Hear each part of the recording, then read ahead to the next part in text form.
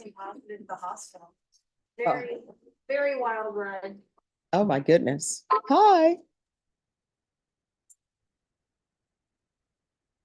That's happening. But yeah. No, I'm not sure what they, the coordinators.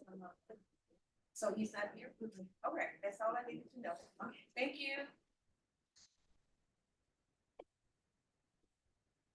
All right, everyone. I'm going to call the docket. When I call the docket, let me know you're here.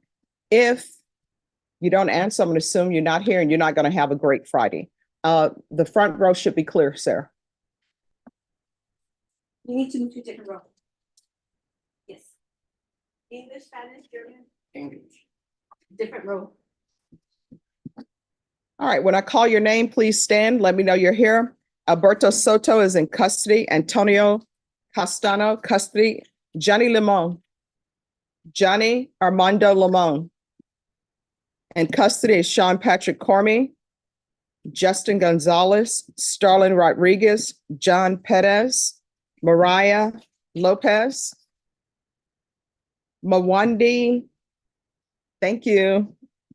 How do you pronounce your last name? Okay. All right, Alexander Torres, custody. Shahesta Algore, custody. Claudel Carney, custody. Ismael Nanez.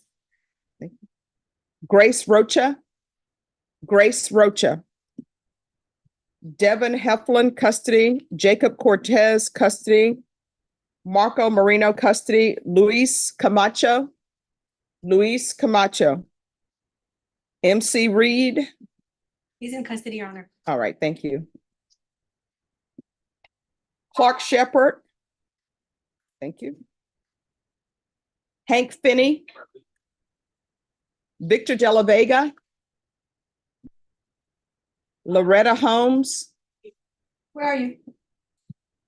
Isaac Alcorta, custody. Dylan Parker. And custody is Ralph Delgado, Michael Campos, Crystal Moreno. Yolanda Kaufman, custody. Amber Lopez, custody. Mr. Martinez. I'm gonna learn how to pronounce his first name. Custody. Matthew Castro. Is he on bond or in custody? He's not on bond, Your Honor. All right, Matthew Castro. Carla Smith is at 11. Jose Ruiz, custody. Anyone who came in late or your name was not called. All right, these are the rules of the court. We're recessing at 12. I know I've said that before. Sometimes we do it, sometimes we don't. But this time we're going to do it because everyone has a meeting at 12. So if your attorney's not here, you probably want to get on the phone and call them. Otherwise, you're going to be coming back on Monday. Attorneys, you know the rules. Please follow the rules. Do not talk behind the court reporter when we're on the record. Do not approach the clerk or the coordinator when we're on the record. How do you know we're on the record? Because I call the style of the case. If you have a client who's in custody, yes, they need to be brought out. If you have a client who wishes to speak in a language other than English, yes, we need an interpreter. Do not approach the court if you have not conferred with the state and conferred with your client. Today is Friday, so we should all be happy, even though we thought we would be retired and we are not. So everyone confer with a smile on your face and kindness in your heart.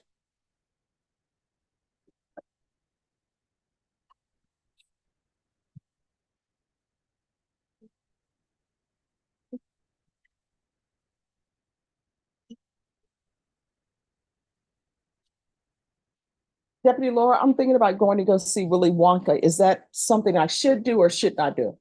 Oh, James Toshi, what do you know that I don't know? Did you see it? No, but I'm gonna wait because there's this like the third version of Willy Wonka. Well, can I just tell you, first of all, I only like the Gene Wilder version. Now, I want to know, how does this stack up against the Gene Wilder version? IMO. I saw it with my kids. They were excited. Hugh Grant is great and hilarious. The rest of it is.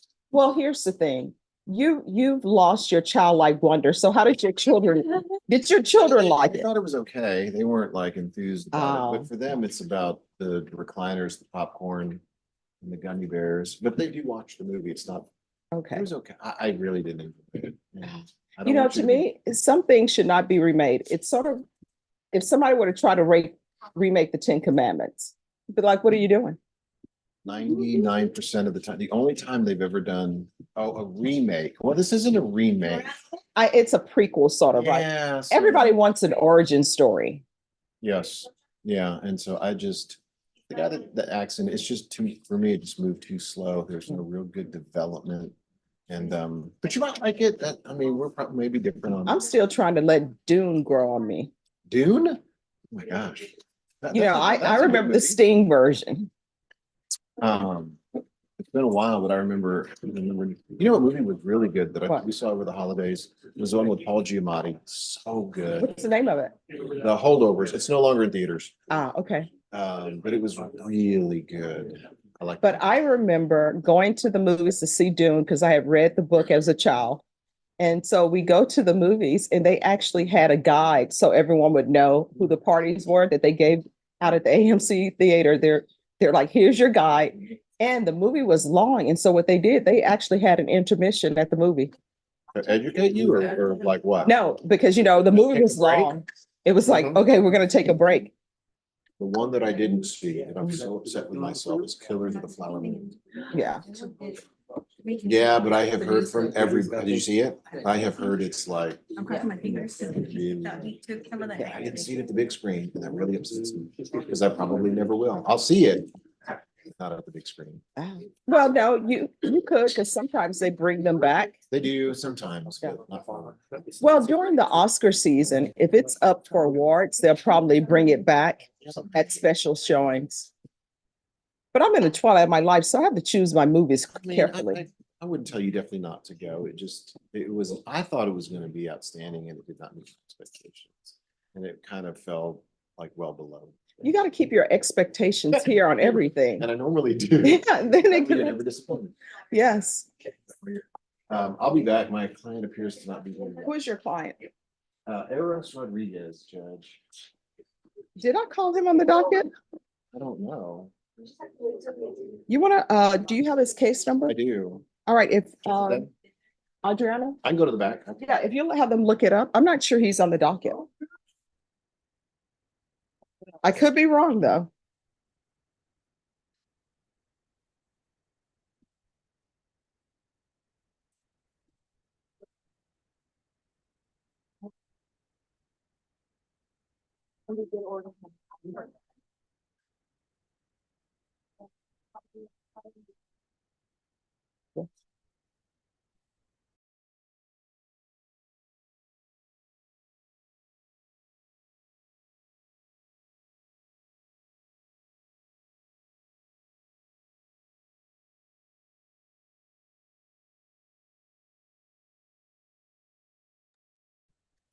Who is his attorney?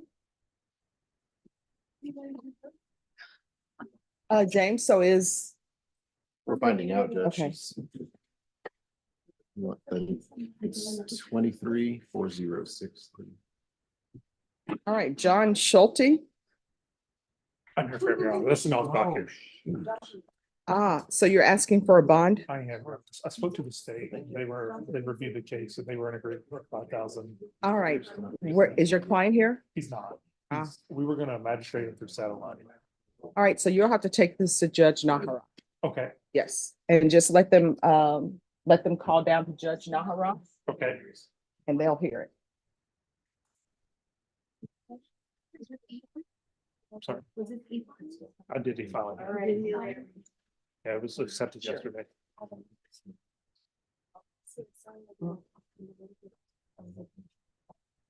Okay, sure. Okay. Okay. All right, Mr. De Hoyos.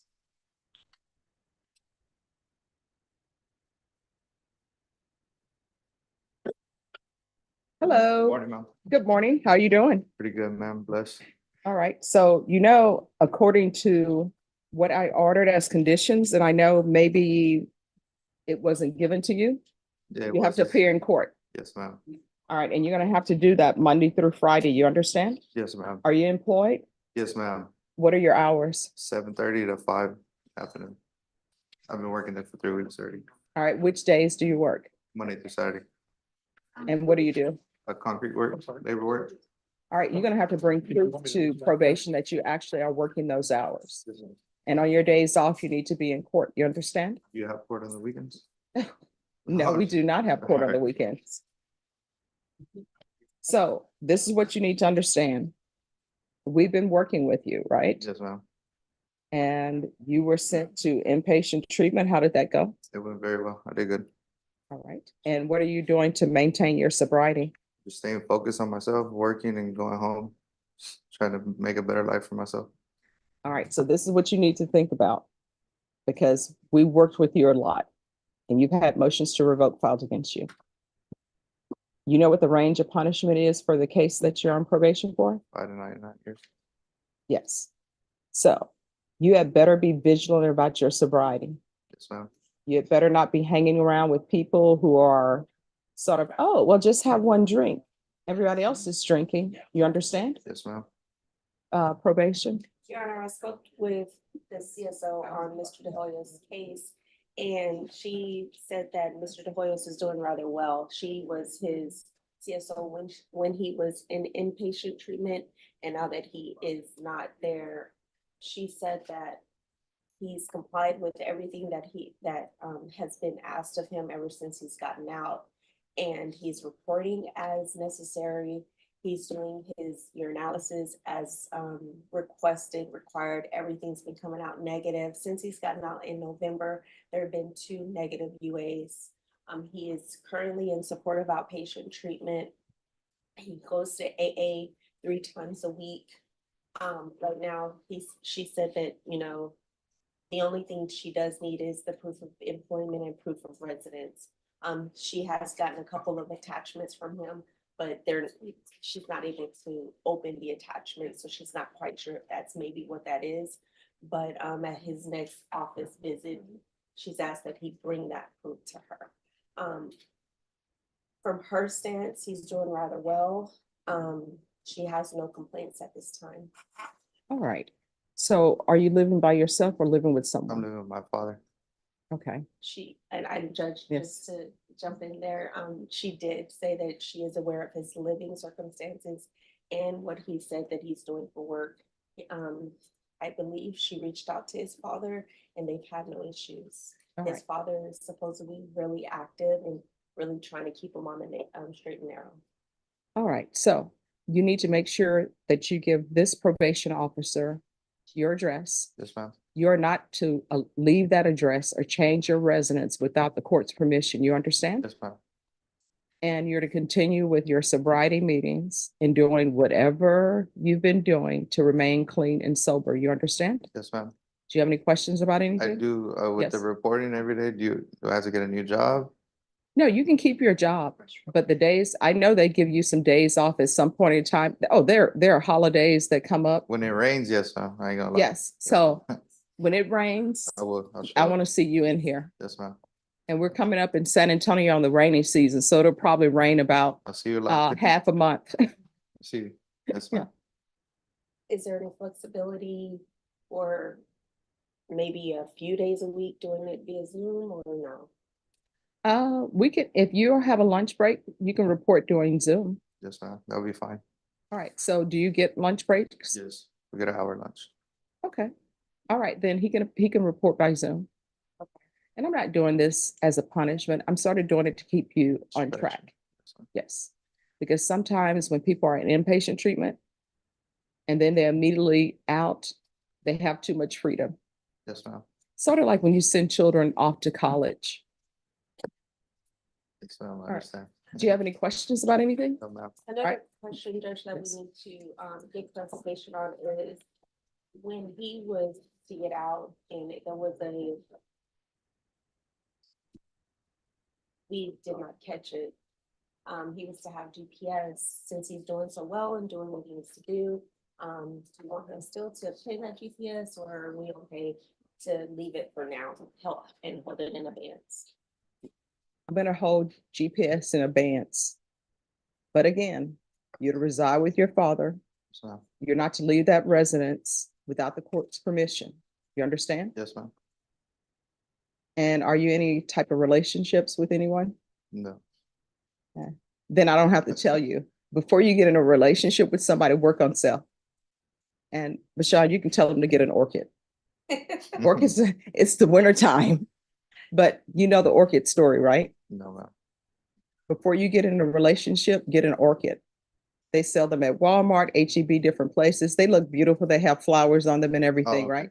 Yes, ma'am. Then you take it home, the flowers fall off. Until that orchid blooms again, you're not ready for a relationship. And I say that because orchids take patience. And you get it, and it's beautiful. You're doing everything that they say on the little card, although the ice cube thing you're not supposed to do. You're putting it not in direct sunlight, and then the blooms just start dropping. And then the next thing you know, you're like, okay, this orchid's dead. So once you get one to bloom again, you'll know you have patience. And it'll actually help you with sobriety. I think there was a movie out with Sandra Bullock where they kept telling her to get a plant, then she would be ready for a relationship. Was she a drug addict in the movie? Yes. Yeah, I've seen Well, that. you saw that, right? We see it And every so time. her and her friend would go in, and the guy kept going in. I'm here for another plant. My plant died. So yes. All right. Well, good luck to you. Congratulations. Thank you, ma'am. All right. You're welcome. Okay. All right. Then what we'll do is we'll proceed. Yes. And you can, mhm.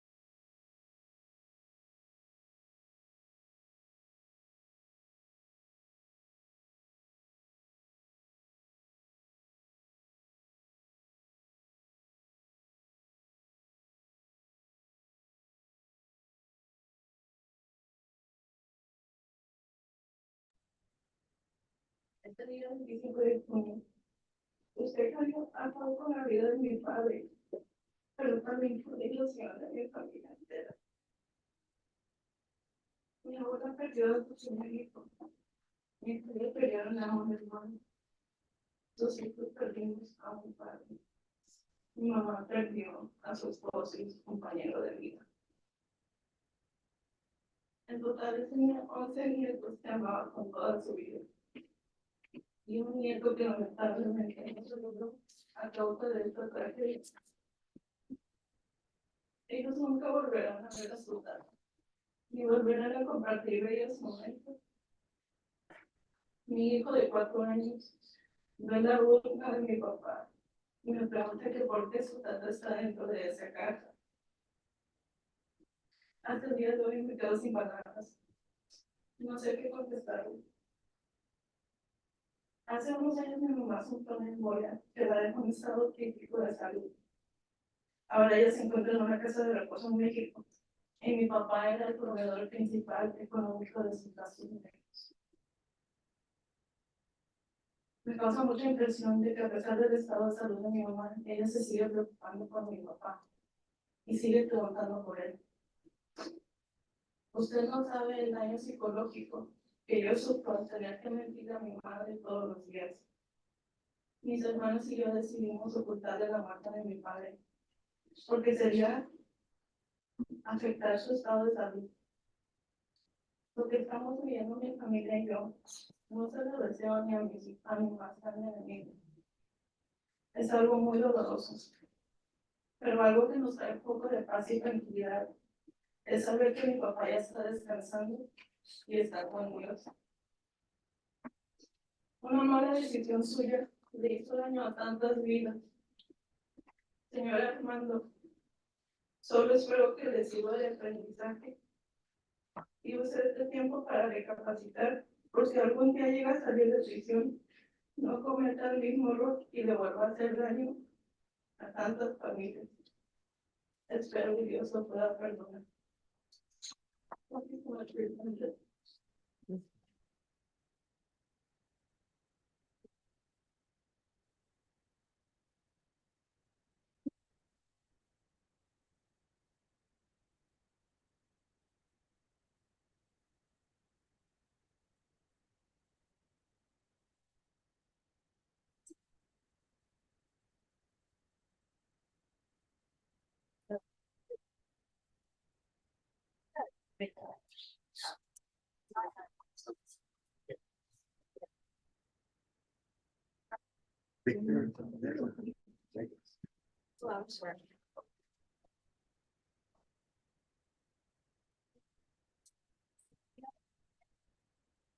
All right, thank you.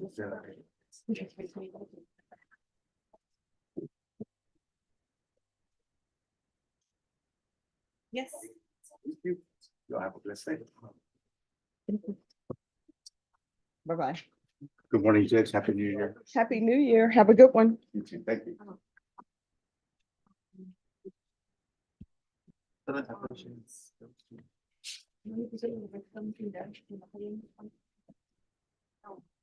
And I'm sorry, Adriana, this file is not on the docket either today, but can I see that file?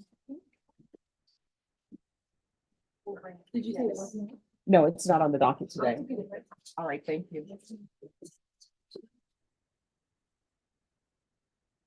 You need someone? No. Yeah, okay, so.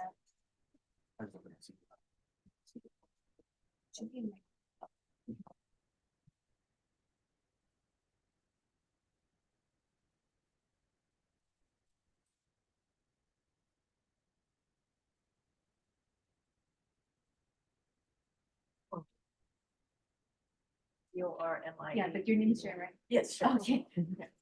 I, yeah, sure, the attorney.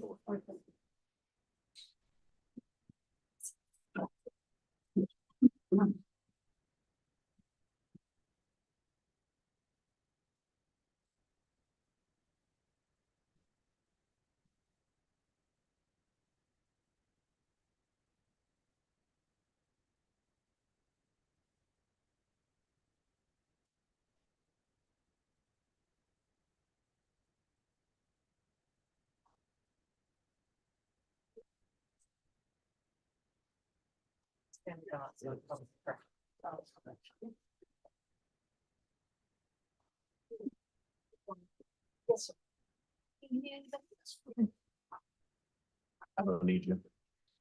Let me. Let's try that.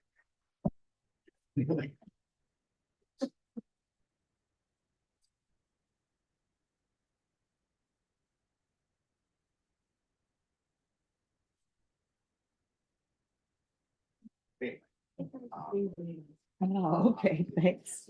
Yes. All right, and then, I'm so sorry, the last one, this file. Okay. And then after that, no, no, just that one. Is there any outstanding? I don't think so. Yeah, okay, well, I should say the same. So not that I'm aware of, what, why y'all do it along with. Yes. But there's been none of it. Yeah, let me go over there and just kind of.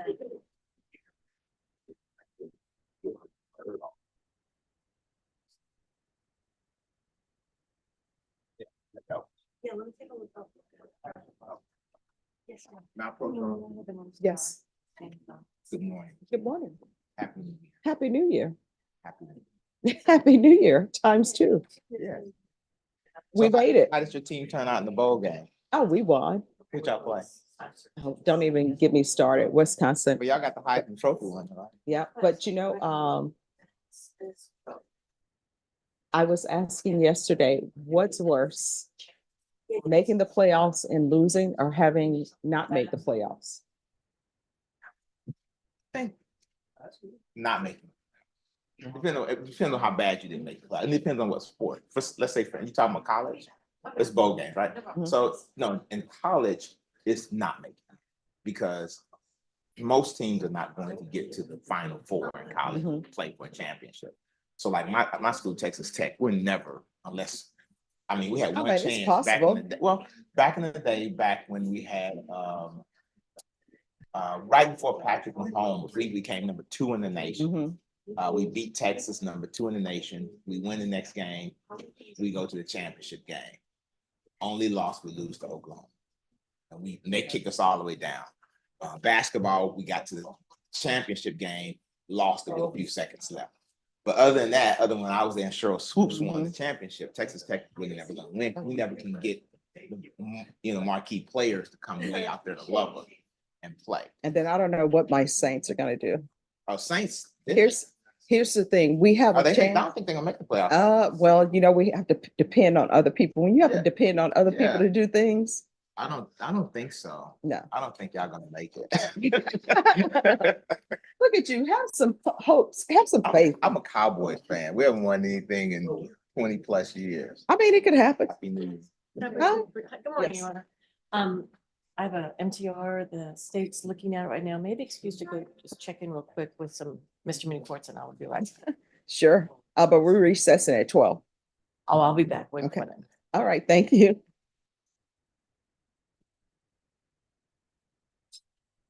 But yeah, if it's the college game, you want to make a bowl game. Like, just to give you an example, like as great as Colorado started out, all they needed was one more win and they would have made a bowl game. And it would have been a great bowl game. Probably. And if they would have won, it would have been a great season. But by them missing out, it just seems like. Well, it's any other hard when season. you're coaching a team and your son's on the team. But he was great. That kid's good. No, the problem with that team was not their offense. Their offense would put up like 35, 40 points. It was their defense. Why are They you would, trying? they would lose like 50-48. Are you trying to talk about LSU and our defense? No, yeah. Again, Texas Tech. And Texas Tech is notorious for having bad defense. We would win. We would, like when Patrick Mahomes was there, we'd lose games like 65-60.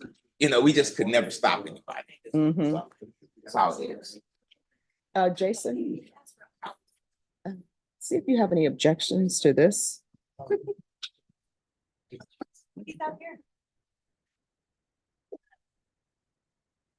You need him back here? Yes. No, you're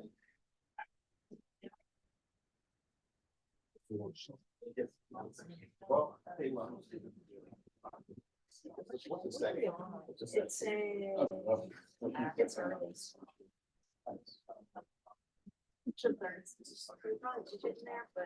We'll go up to the judge now. Do you have a file? Oh, I need to get the file from here.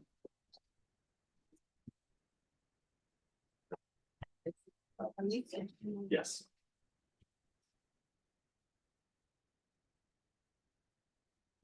Good morning. How's it going? It's the It's Mr. Finney? New Year bowl games have been completed, all except for, Yes. the last one. Exactly. But for the, I want Cleo to start talking, so. Yeah. But for that, so yeah, the album Colorado. Colorado. He's gonna be our top 12.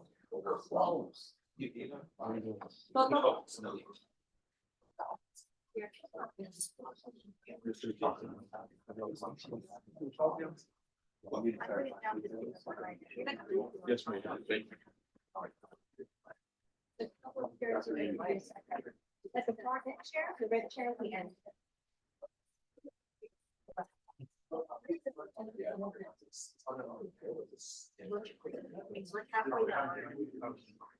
Can't help everybody else. Hi, good morning. Hello. Who's here on Hank Finney? Yeah, yes. Is, You want Mr. Finney to come up? or no? yes. Mr. Finney, come on up. And can I have a, oh, I have a reset form. Thank you. All right, thank you. Hello, Mr. Finney. Thank you so much for dressing appropriately for court. Always, Judge, always appropriate. Now, I appreciate that. Yesterday, we had someone who thought pajamas were appropriate attire for court. It was not, was it New Year's or was it Yeah. Christmas time? But I don't know, lately, people are walking around to stores in pajamas and flip flops. Yeah, yeah. Not appropriate attire. We went to go see The Color Purple and a lot of people had on pajamas. We went on Christmas Day. So, All right. So where are we on discovery? I believe that we have received all of the discovery. Like I always tell the state, I don't know what you have, if you have it, and I don't know, but I think that they've given us discovery. At least we are notified what the charge is and what evidence they likely have against us. All right. So we were here in October, and I was told that all discovery was tendered. As far as I'm aware, Judge, that is the case. And then the plea deadline date was for November 28th. And so now we're here, January 5th. So is the plea being accepted, or are you requesting a jury trial? I've never been given a plea offer, but Are you new on the case? Because no, I'm not new. I think I've been on the, I think I've been here on the 10th. Yeah. all right, because on October 17th, I was told that an offer was made. Never. I don't have an offer. No, I don't ever recall an All right, offer. were you here in October? I was not here in October. All right, so that the previous prosecutor was here, said that an offer had been tendered. So has an offer been tendered? No, Judge, defense counsel did give me an idea of what they potentially might be looking for potentially. I would like to run that by, there are two complainants in the case. I would like to run that by one of the complainants. And I haven't had the opportunity to do that. So if I can have time to speak with the complainant about that, I don't know if it would work out or not, but I. would So like- when will you be able to do that? I do that by next week, Judge, a short research. All right, so I'm recalling this case back on, it can either be January 29th or January 30th, What's the 29th? What day is it? Monday. January 30th is a Tuesday? Yes, Oh, that would make sense, right? unless there's something wrong with the Unless time there's something continuum. going Yeah. on. Yeah, let's go to 30th. You said the 30th? Oh, yes. Oh, thank you, Norma. Norma, you slipped in Yeah, I didn't want to know. like the cloaking, the invisibility cloak. All right, so we're going to recall this on January 30th. And then there's going to be a short turnaround for a plea deadline date. Okay. Is there anything else? Yeah, and just so my client understands, we're talking about plea deadline dates and offering the way it was proposed from the prosecution. This does not mean that you have to come in and enter a plea. The judge requires that the state make an offer so that we have an opportunity to accept or reject it. So what will end up happening? January 30th, the state will be prepared to make an offer. And then after that offer is made to you, it's going to be a quick turnaround for a plea deadline date, probably 2 weeks. And at that time, you need to let the court know whether or not you're accepting or rejecting the state's offer.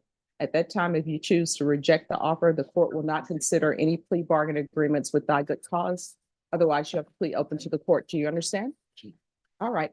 And once you sign the reset form, you're excused. And thank you for appearing on time. Last time you were late and you said you will never be late again. Never been late again. Been here 3 times.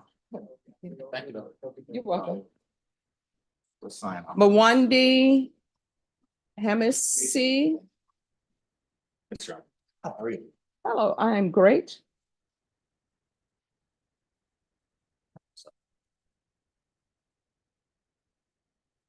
Judge, this is her sister. She does help translate sometimes. Oh, well, we need to know what language she's speaking because her Yes. sister's not I understand. It's a specific dialect of Swahili, so we understand. Okay. Why don't you have a seat? So what language? Swahili. Swahili? Yes. All right, Norma, Yes, ma'am. you'll need to let them know that the next setting we have, we need someone who speaks Swahili. But Judge, it's a specific dialect. Well, what is the dialect? Do you want to explain it better than I can? Go ahead and explain.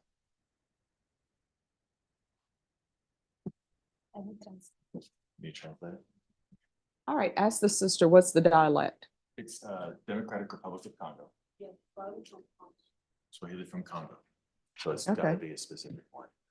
Which brings me to my next point, if I could, Judge. Mhm. We're asking for a reset at this time because we're gonna get a immigration attorney to evaluate the consequences of the plea that we just discussed. We got a plea offer today. She was incompetent for about, I want to say somewhere near 18 months. She was just found competent like December 20th. Yeah, right before. So December 20th is our first setting. So we would ask for a immigration attorney to be appointed in this case. All right, so let's backtrack a little bit. Absolutely. So she's on bond. Did I hear this bond hearing? Don't, Because I don't recall hearing the bond for this. And I was supposed to hear the bond hearing on this case. bond hearing? I don't recall a bond hearing, Judge. Do you have a date for that? All right.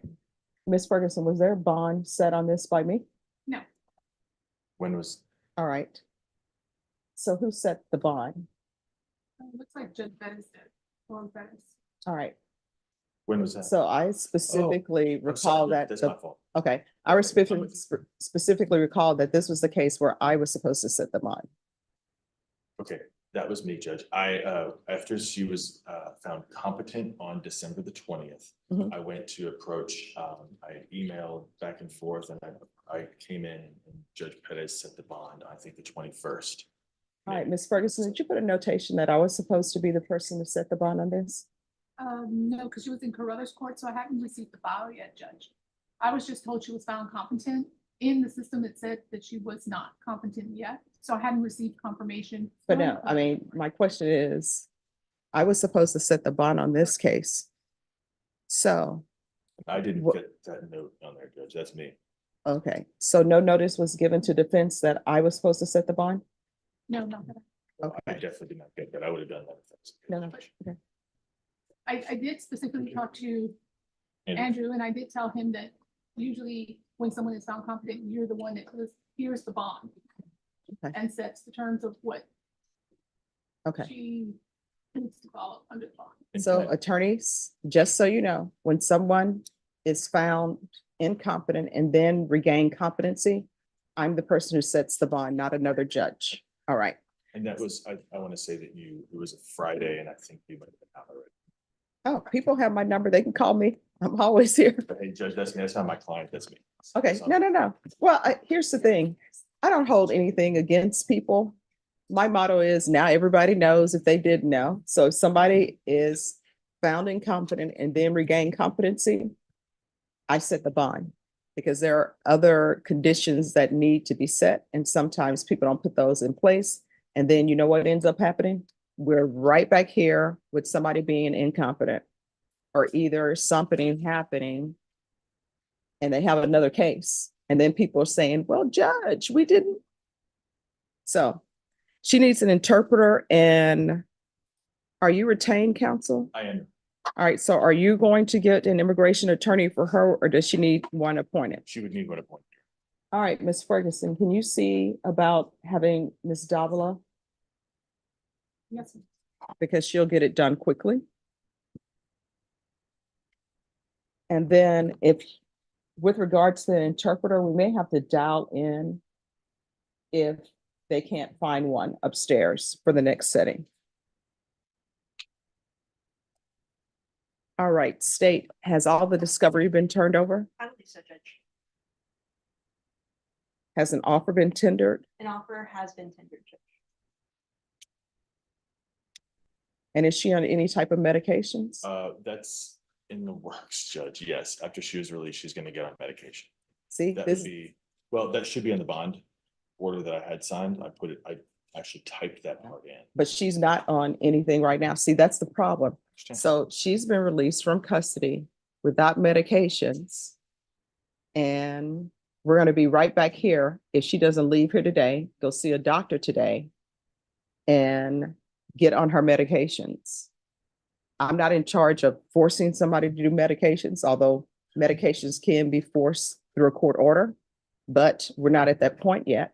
So she needs to see a doctor today. Is there a plan for that? I have not yet discussed that with him, Judge, but there will be a plan by the time we leave forward. All right, can you have the sister come up, please?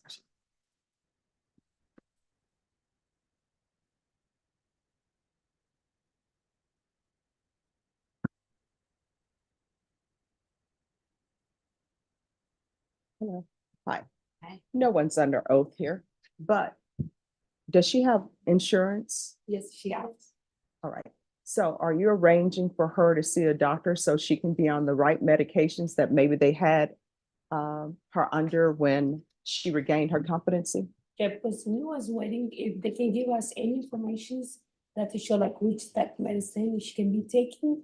Because we may take her to the hospital or to the doctor. Maybe the doctor don't have any information from the, for the back county, the jail. That is the reason why. Oh, she just need to sign a release and the nurse will give it to the doctor. The attorney can get a release. Do you need a medical release? I would like one if we have one, Judge, but yeah, I could probably find one, but I don't have one readily available this time.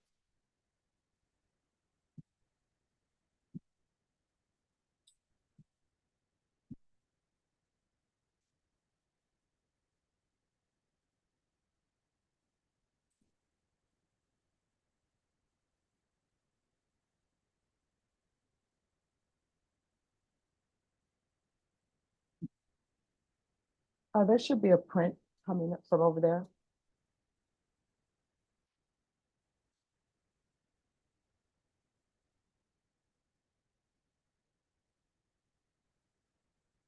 It's just, I copied it twice, but if I could just have both copies.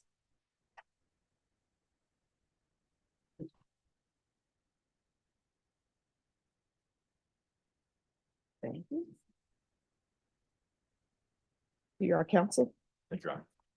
and state, just if you all ever need it.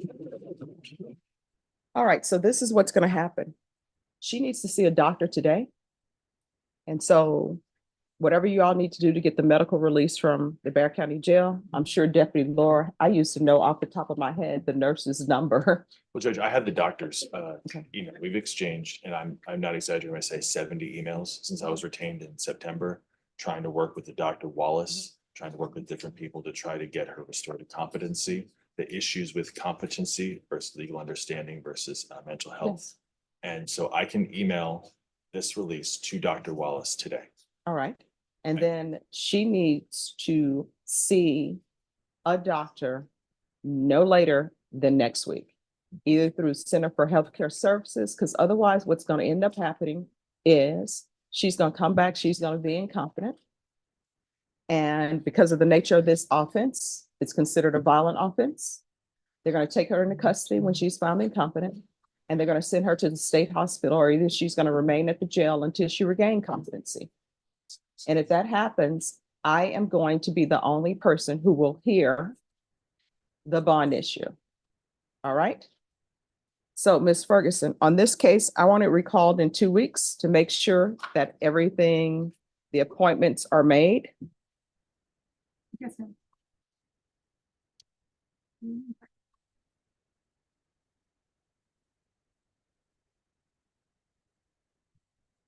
I can do the 16th, Judge.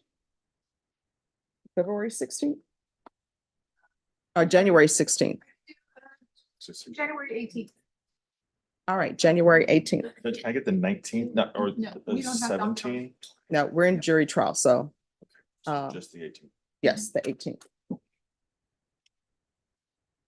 All right, we'll see you all on January 18th. Thank you. All right, once you sign the reset form, you are excused. Reset form and the. Yes.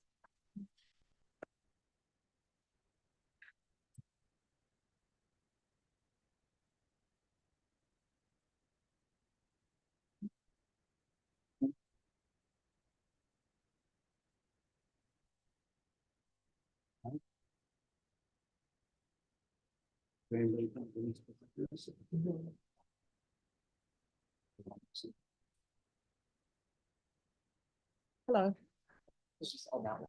Yes. Yeah. Yeah, yes.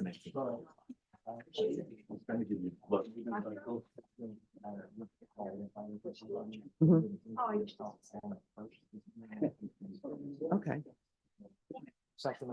All right, I sent her an email to see if she had any objections to it, so we'll set it for a hearing. Okay. All right, thank you.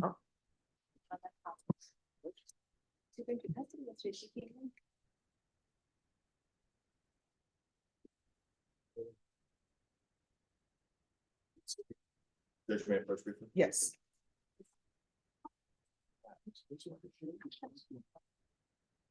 Yeah. Problem. No.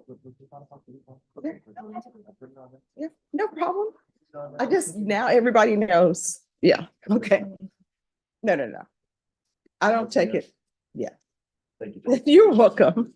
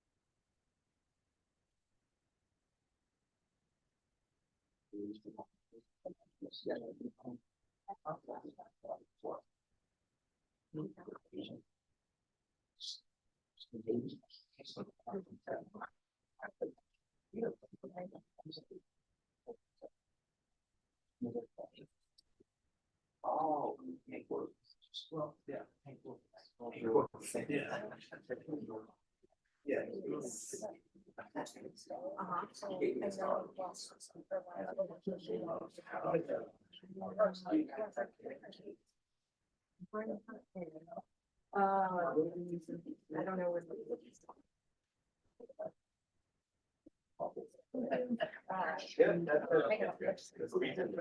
Yes. On this other case. All of it.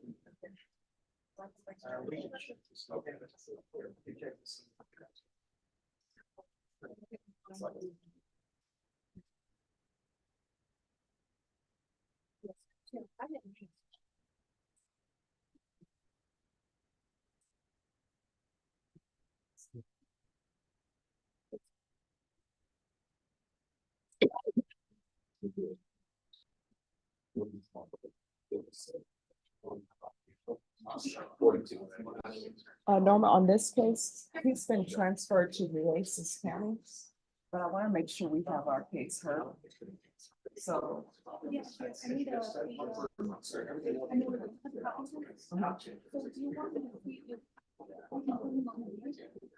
Yes, let's see if we can put him on Zoom, and I don't know if that's criminal trial division or family violence, but see if they can speak with the attorney beforehand and see if it's something that can be worked out. All right, thanks. Okay. Don't bring him over. All right. And I think in our, we have the fifth setting in 75. Okay. Now let them know that. All right, awesome. Thank you.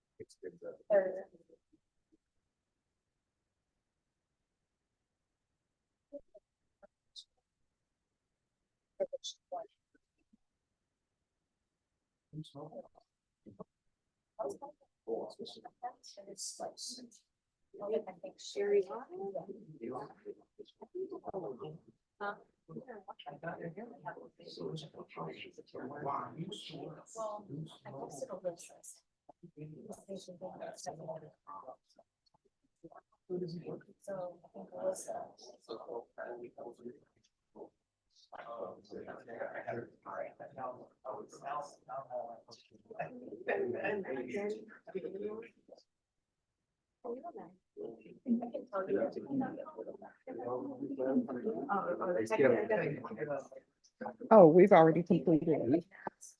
Yeah. So tell it was at 9 a.m. It is now 9:52 a.m. Yeah.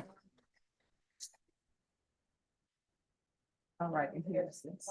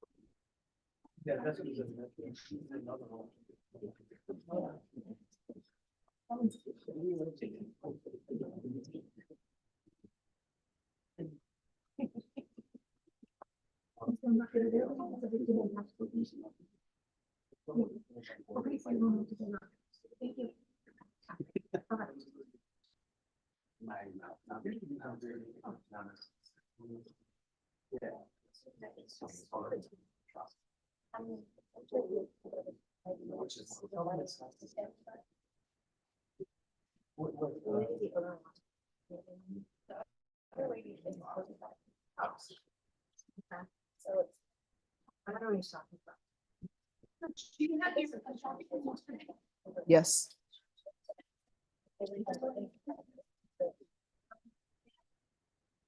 I don't know. Does she want to restart our computer? It's acting here. Okay. All right, we will restart. I'm gonna log out.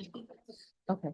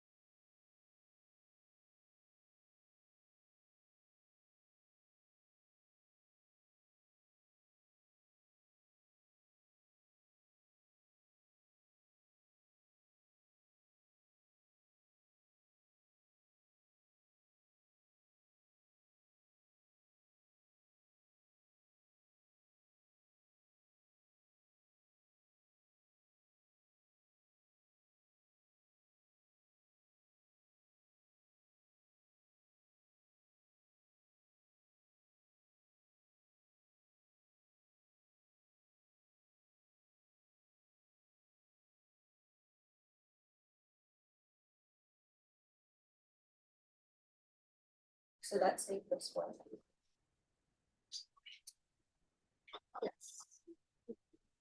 All right. You're in.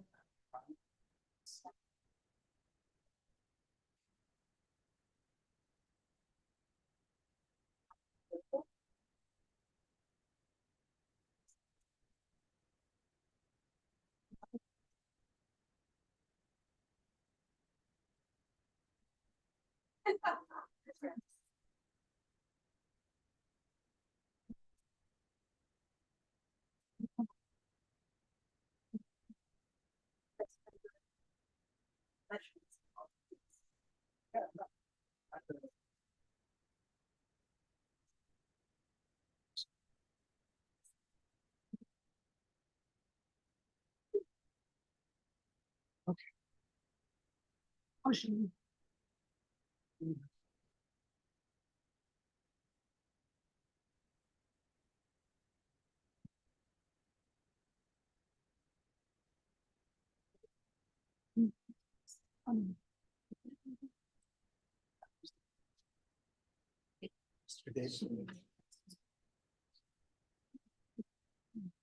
Let me double check, maybe I could be wrong. I don't know.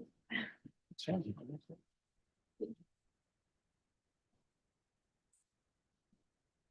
Well, no.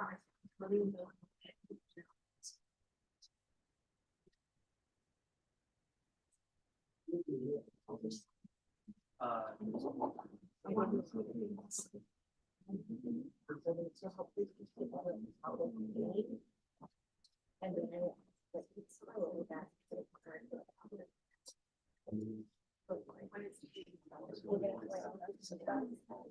No, my lower back still hurts too, but I don't know.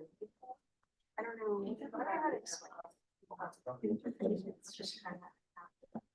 Certain ones.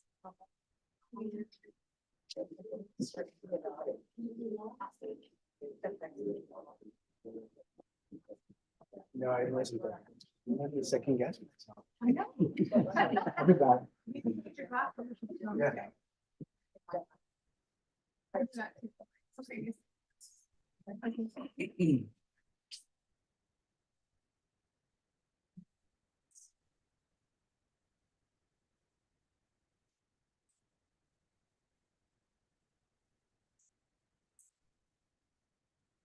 Hi.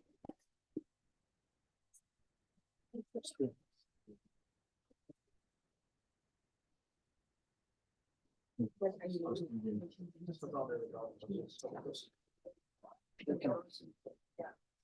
so I ran south. Like, honestly, when I came up to lunch, you must have to leave it alone. Not he's like.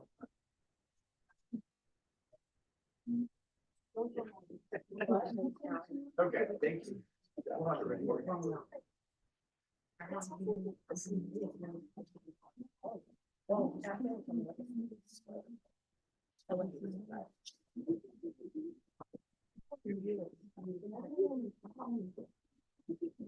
Well, I guess.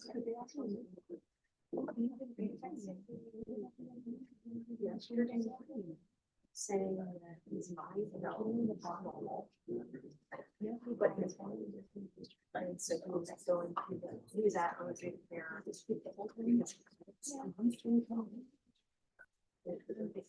don't know, I drove about, I don't say.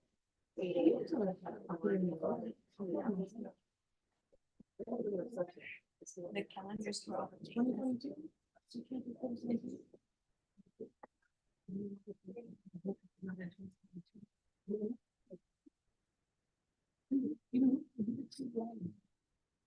Diana. Diana.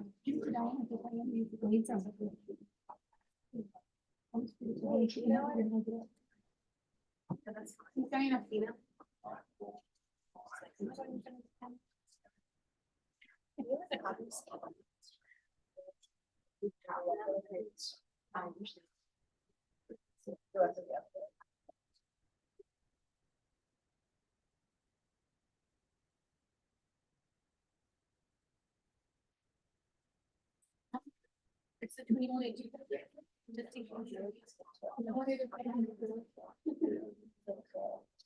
Because she's dropping her off.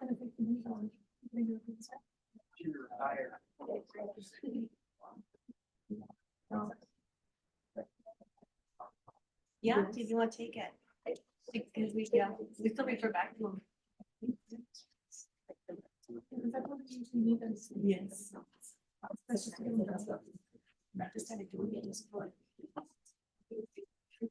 I'm back. Yes.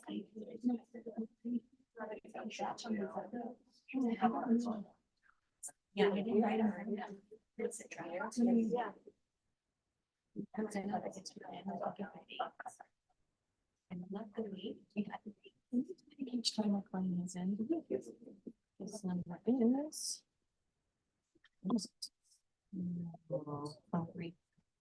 CR 7727.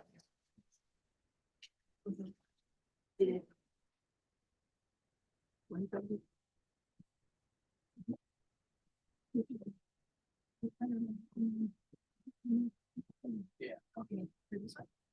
Hello.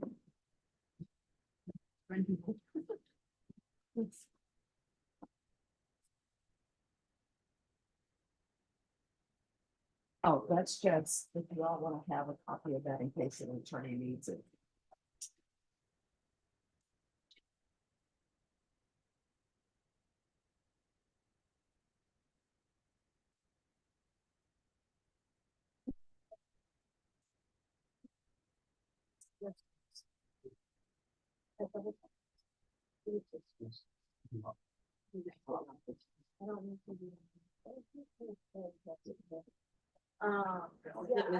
Misdemeanor, so it's. Sorry. He went to like 27, he says he doesn't have it. So I think he said to call 227, but he said he'd be back, he should have been back. Where's the next one? Thank you,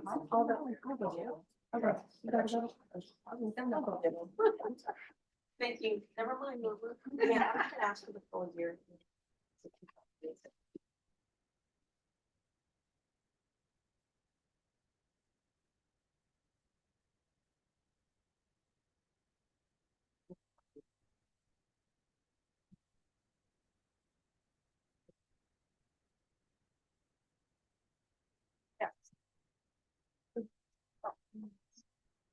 Grace, Rocha. Grace, Rocha.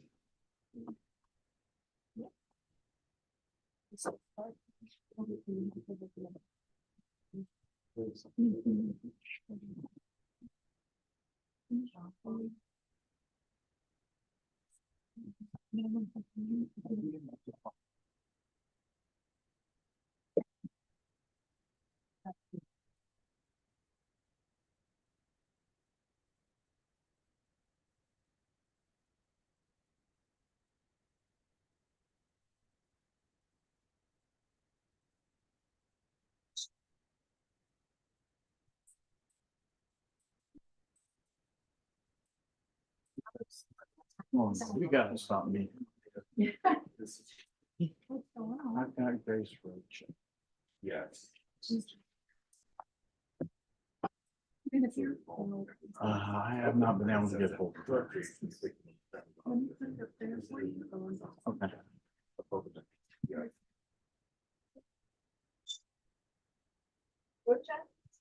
So you want to. I just need like a good, and It's the status of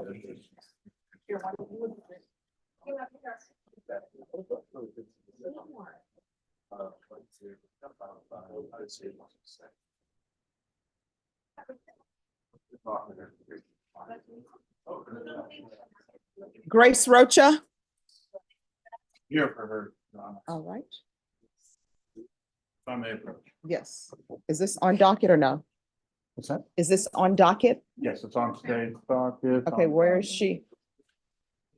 Got me. All right, so defense, you're on I've this tried side. calling several times. All right, Deputy, could There's you been- make an announcement for Grace Rocha? I think She's not out there, Your Honor. All right, all right, state.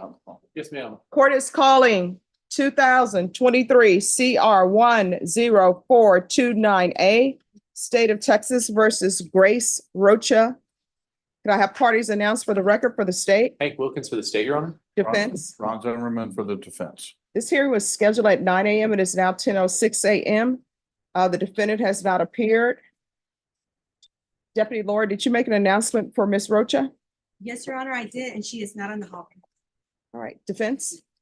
Yes, Your Honor. I had no contact with her, other than I did a jail visit with her when she was in custody, but since then she has PR'd out and I have not been able to get hold of her since then. All right, state. Your Honor, we asked for a judge's warrant. All right, that will be granted and your client will be remanded without bond. If your client makes an appearance, the court will reconsider. Okay, thank you. All right, thank you. Thank you.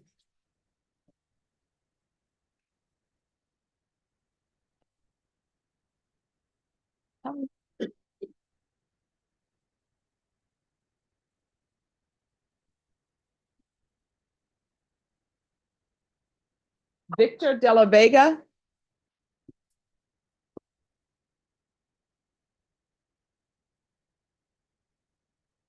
Hello. Hi, Judge, how are you doing? Oh, great. It's a new year. Yeah, yes, it is. My computer's still working slow, but that's okay. Oh, yeah. Well, Your Honor, Mr. David Vega was made an offer of mental health PTD on his misdemeanor cases that are pending. In this case would be disposed if he were into that program. He has a screening on January 10th to be entered into that program. I just wanted to give the court an update where I'm requesting a reset so he can. So January 10th will be when he's placed in the program? Well, that's when he'll do, I guess, his interview to be screened, just to make sure he's, I guess, has, my understanding is there's a screening process. And then once he's screened, then it's one of, I guess, the kind of one of the first steps to get into the program, it's my understanding. All right, Ms. Ferguson, give me a date for this at the end of January, please.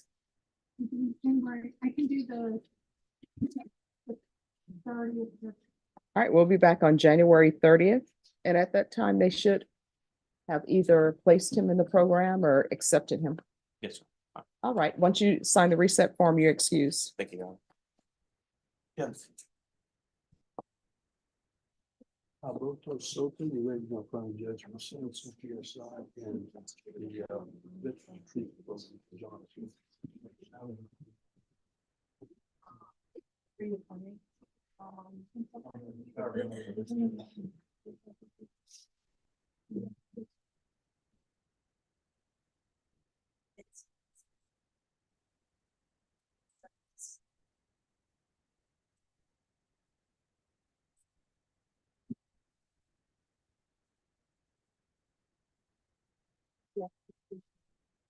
Hello. Sure. I'm sorry, where? Yes. Yes.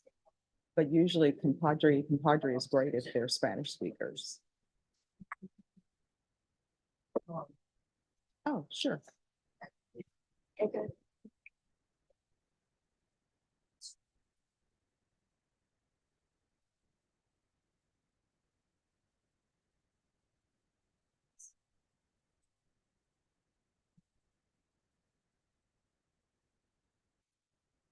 Alberto Soto. He's the.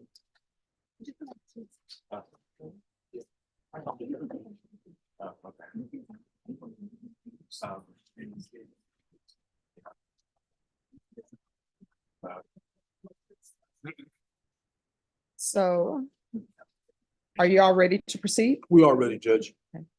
All right, court is calling 2023 CR 5312, State of Texas versus Alberto Soto. Can I have parties announced for the record for the state? Hank Wilkins for the state, Your Honor. Defense? We are Ron Ross. And are you Alberto Soto? Yes. All right, you entered a plea of no contest on September 19th. Yes. According to your plea bargain agreement, the state is silent on your application. and punishment is to be assessed at a cap of 8 years. And there is a $1,500 fine. Have both parties had a chance to review the PSI report? I have not, Judge, but because we're silent. Any objections to the PSI report? objections. All right, so this was rescheduled because we were set on November 2nd. But then the court learned that the defendant was a veteran. And I wanted to see if Veterans Court had some input to give to the court as far as what to do with Mr. Soto. He's not eligible because he wasn't here long enough, but they do have some recommendations for you. Okay, Good morning, Your Honor. good morning.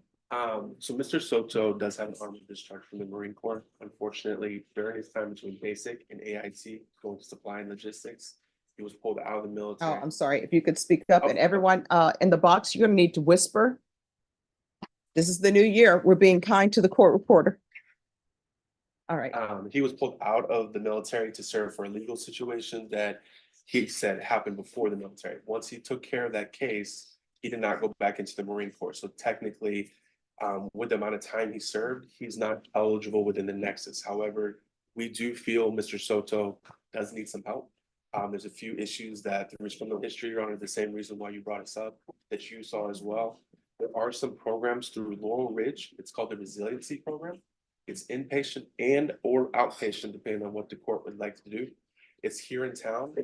Also, we did confirm this morning, the Temple Dom program, which is the domiciliary program up in Temple, Texas, he also qualifies for too, which could be a 60, 90, 120, or 180-day inpatient program. With his access to the VA care that he has, he's not service connected. However, he is very much active, Your Honor, in the VA and getting his care, which is encouraged the push to get into the mental health substance use area, which he's kind of gradually touched with the VA. But that's what we feel like would be the best option for him. all right. And then you say the program in Temple, Texas, what is the name of it? It's the Temple Domiciliary Program, DOMICILARY. All right, and if I were to decide to place him on deferred adjudication, would they pick him up?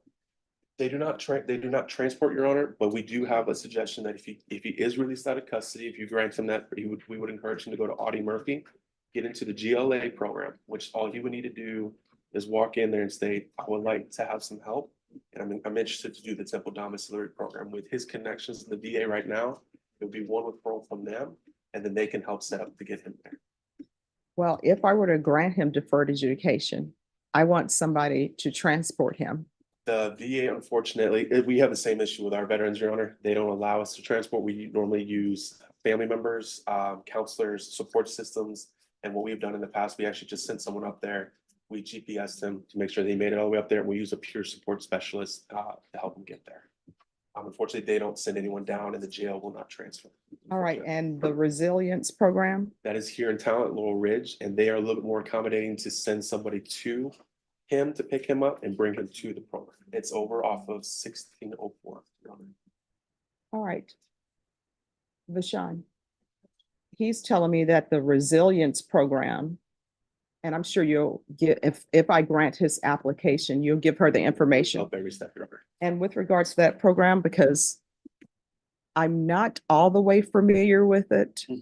I'm not an expert in that program. So if you can tell me a little bit more about it. Sure. So Laurel Ridge is an inpatient outpatient facility off of 604. Yeah. The resiliency program is specifically guaranteed towards the veterans and active duty members. Okay. With Mr. Soto's situation, he would go in, he would be screened with a phone call from us, which will help either program that you'd like to send him to. We'll let them know currently what's going on with him. They will address the mental health as well as substance abuse and any other issues that may pop up during that time frame. It is a lockdown facility, quote unquote. It's not like SADF or DDRF. If the veteran says, hey, I'm done, they will let probation officers know, or they'll let someone else know on his record saying like, hey, he's trying to leave. And then they'll let the court kind of handle what happens there. But they do try to keep them as long as they can. The 120-day program, at the end of it, if they feel, the counselors feel like he needs longer, they will call over to whoever's in charge of the case saying like, we would like to extend that time, and they can go all the way up to 180 with an aftercare program. So once he releases from the inpatient program, it's either Tuesday or Thursday, they kind of do like the donut talk, where they come in and they do like an aftercare relapse prevention program with Laurel Ridge facility. And if you can make sure that I have a pamphlet or something on that program. I'll come drop it off here. All right, thank you. And if you could also drop off the Temple Domiciliary Yes, ma'am. program, that Yes, would be ma'am. great. Absolutely. All right, thank you so much. I always appreciate you. Of course. All right. So this is where we are. Make sure he understands that program we're talking about, if the judge gives it to you. Okay. It can be 120 to 180 days, there's aftercare, do you understand? Yes, ma'am. It may end up being more. Now, I will tell you, yes, I will tell you what you're charged with is an aggravated robbery. But I read the police report and I realized that there's more going on here than just a normal aggravated robbery where someone is trying to take something from someone. And I understand your mental health issues and I understand your military service. And I know it appears that there was some issue about payment for services rendered. So you couple that with mental health issues. And I understand from viewing things, there were not any life-threatening issues or major issues. So I'm going to give you a choice. I think I know what will be best for you based upon your criminal history, because there is a lot of drug issues in your criminal history. And I know there's a lot of mental health issues in your criminal history. So you can have a choice. I can sentence you to 5 years in prison. You go to prison, you'll probably get out in maybe 3. Or I could try to give you the help that you need so that you won't come back to the criminal justice system unless you're just coming in to say hi.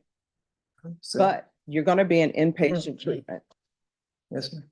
So you're going to be going from the jail to another treatment facility. Okay. And if you leave that facility without the court's permission, you're looking at the full range of punishment for this offense, and the full range of punishment for this offense is up to life in prison. I understand.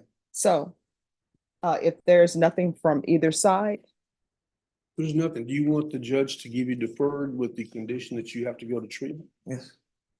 You understand the consequences if you don't complete the treatment, if you leave without permission, you understand what could happen? I understand. okay. All right, so this is what the court is going to do. Let me see if I can find the page I'm looking for. Here we are.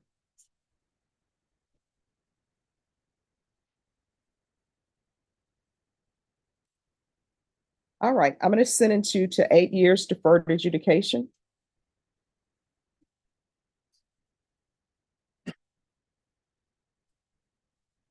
Do you have any family here? No, yeah. Where's all of your family? My daughter's in Massachusetts. Okay. So there, I'm going to order that you be transferred from the Bexar County Jail to the Resilience Inpatient Treatment Program.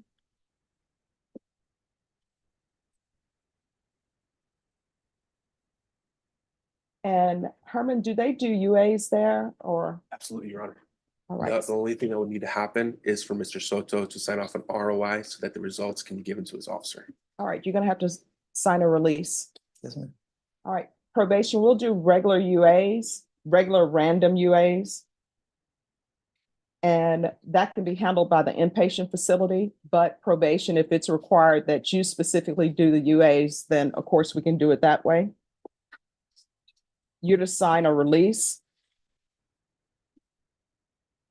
so that information can be shared with probation. You understand? I understand. There's to be regular reporting by Zoom or in person. And Herman, if it's easier for them to do it by Zoom, because I don't want him leaving the program, then going back in. My preference is Zoom, but probation, if you determine something else needs to be done. And probation, I know that they probably won't let you all have field visits, but I want some kind of contact to make sure that everybody's keeping an eye on him and making sure that he's following everything that the court wants. CSO contact the facility and skip reports. All right, so I'll do just general field visits, but I'm gonna want the reports. Proof of employment or SSI within 45 days of release. So if you're released from that facility, 45 days after release from the facility, you will need to seek employment. You understand?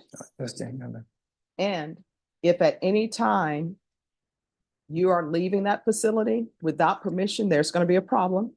I understand. And whenever they're getting ready to exit you out of the program because you successfully completed, time when your feet smells air, you need to contact your probation officer. You understand? Yes, Your Honor. There is to be 200 hours of community service restitution, no contact with Eric Velasquez.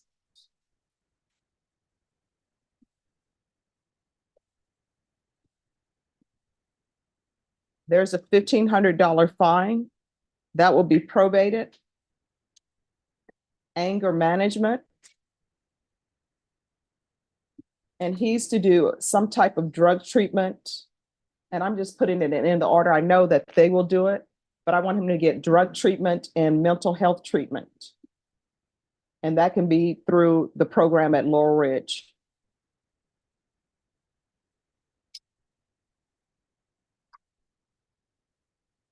Herman, is there anything else? No, Your Honor, I just would like to clarify for one of your orders to give, there are opportunities for someone to visit him at Laurel Ridge. They just need to call him. Okay. But other than that, they'll do regular progress reports. All right, awesome. And Ms. Abrams, anything else he needs? All right, is there anything else you need from the court to be successful? No, yeah. All right. Speak now, if there is. Everything's fine. I'm sorry, she can't hear you. Oh, once everything's okay, it's good. I'm sorry? Everything is good. All right, I'm going to show you what's entitled Trial Court Certification of Defendant's Rights to Appeal. Did you review that with your attorney? Did you understand it? And did you sign it? Oh. Did you sign it? Yes, Did you understand it? yes. Yes, All all right. right. Because this is a plea bargain agreement, because I followed your plea bargain agreement, and because you waived your right to appeal, you do not have the court's permission to appeal. Do you understand? Yes, Your Honor. All right. And I'm sorry, Herman and Bashan, do you all think he needs a GPS? I know there's some complications with that because there are no free GPSs. Let's say no, Your Honor, I'm gonna give him the benefit of the doubt that he'll go to Laurel Ridge if he's saying he'll go, but I'll leave that up to probation, Your Honor. Ms. Abrams?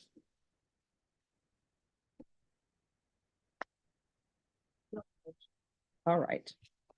All right, so make sure you stay in contact. Yes, ma'am. Whenever I place people on probation in this court, I'm hoping that they successfully complete everything. If I didn't think you could do it, I wouldn't take a chance. Yes, ma'am, I will. So you need to make sure that you stay in contact with people. If there is an issue, don't throw up your hands, pick up the phone, call your probation officer. If you feel like they're not addressing it, then you can always come into court. Yes, Your Honor. Your contact person will be your probation officer. Okay. And you'll be, even when you're at Laurel Ridge, you still got a probation I know. officer, okay? I That's the understand. contact person. Yes, sir. All right, good luck to you. All right, thank you, Your Honor. You're welcome. Happy New Year. You too. Oh, I'm sorry. Can I have that phone back just 1 second? That's it, right. Yeah.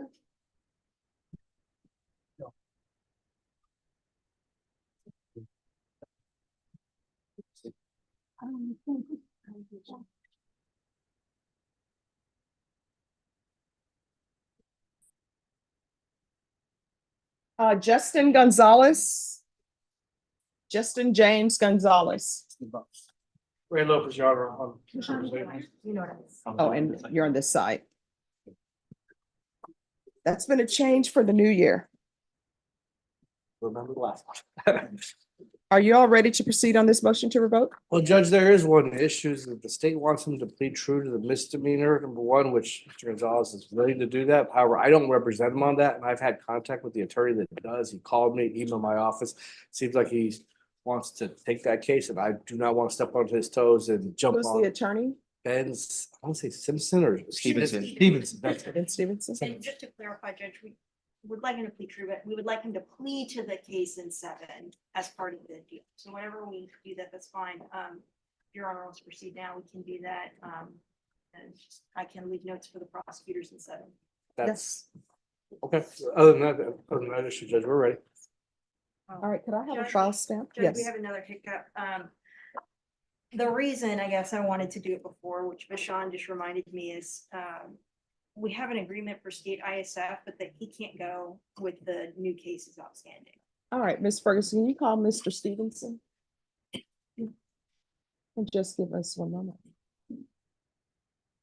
So if you have a seat, Yes. and we're gonna take care of this today. Appreciate it, thank you.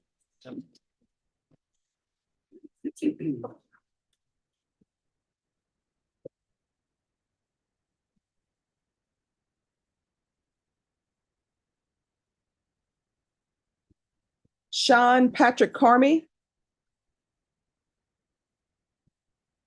You made it back. I did. I told you I would. Happy New Year. Happy New Year. And All you right. came one. Yeah. Are you ready to proceed? Yes, Your Honor. All right, court is calling 2023 CR 7727, State of Texas versus Sean Patrick Carmy. Can I have parties announced for the record for the state? Anna Ochoa Nelson. Sharon Defense? Thorne from the defendant. All right, and are you Sean Patrick Carney? Yes, ma'am. Carmy, sorry. Going to show you what's entitled Motion to Enter Adjudication of Guilt and Revoke Community Supervision. Did you review that with your attorney? Did you understand it? Yes, ma'am. Are you the same Sean Patrick Carmy who was placed on deferred adjudication in 2023 CR 7727 for the offense of assault bodily injury on October 31st, 2023 for a period of 1 year? Is that you? Yes, ma'am. All right, state. Violated condition number 1, on or about the 29th day of November, 2023 in Bexar County, Texas. The defendant, Sean Patrick Cormy, committed the offense of theft in violation of condition number 1. How do you plead to that? True or not true? Sure. The state waives and abandons all remaining allegations. No Any objection. objection?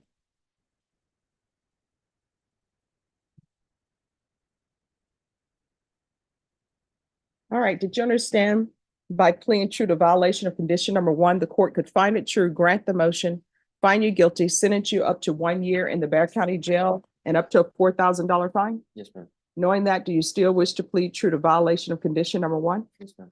Court will find violation of condition number 1 true.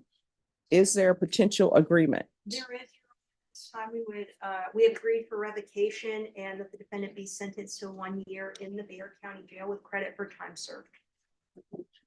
All right, and what is happening with the cases that are listed? Those 2 cases have been taken care of, Your Honor. On December 11th, the case that he just pled to, he was judgment sat.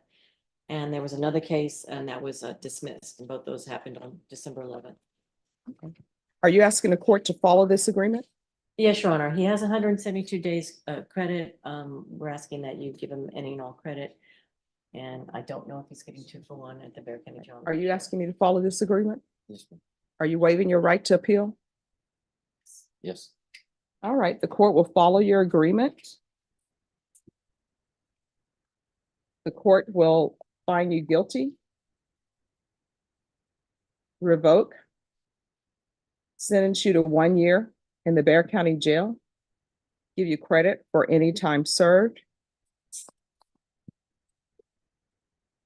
There's a $4,000 fine. Time and money will run concurrent. There's to be no contact with target. All right, is there anything else from either side with regards to sentencing? No, Judge. No, Your Honor. Going to show you what's entitled Trial Court Certification of Defendant's Rights to Appeal. You probably want to go around. You're right. I would probably fall. Did you review that document with your attorney? Did you understand it and did you sign it? Yes, ma'am. All right, because this is a plea bargain agreement, because I followed your plea bargain agreement, and because you waive your right to appeal, you do not have the court's permission to appeal. Do you understand? All right, we can go off the record. How old are you? 27. All right, so you're gonna have to stop the nonsense. I remember you, I remember you being before me many a times, not in Orange. So do you like being in custody? No, ma'am. So you're gonna have to change what you're doing. Otherwise, you're gonna find yourself spending time in custody in this county, other counties. And then guess what's gonna end up happening? At some point in time, you're gonna end up at the prison. And then you're gonna wake up and half your life is gonna be gone. Because I will tell you from experience, once you hit 21, it's time just starts flowing so quickly off the calendar. Next thing you know, you're in the twilight of your life. Good luck. Thank you, Anna. Maybe You're welcome. Hey, Hey, yeah, Judge, I want to remind you, I gotta leave in about 30 minutes for I. yes. Yeah. No, you know what, Norma, I met a classmate Oh. and he was saying, oh, Stephanie, you're a baby. I did blah, blah, blah. And I said, how old are you? And then he tells me, I'm like, I'm older than you are. What are you talking about? He's like, oh, I didn't know that. I'm like, and you know, I was like, oh, thank you. I'm definitely not in the spring of my life anymore. Oh, were you able to get in touch with Ben Stevenson? Okay.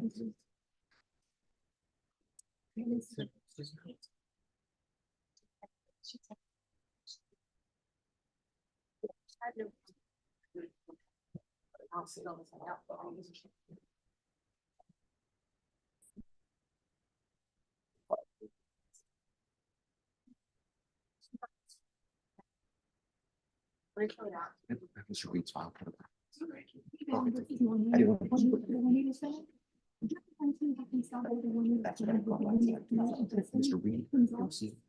It's here on his NTR, in the 187. I know you're handling this kind of.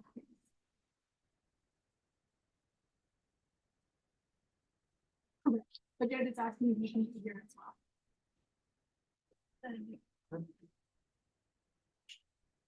Okay. Yes, thank you.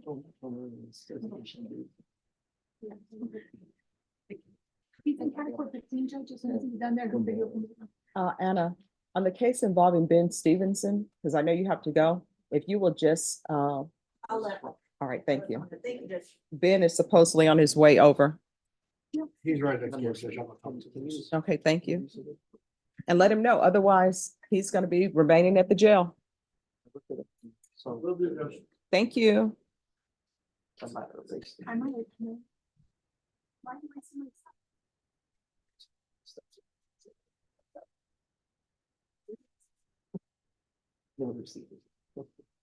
I see that you.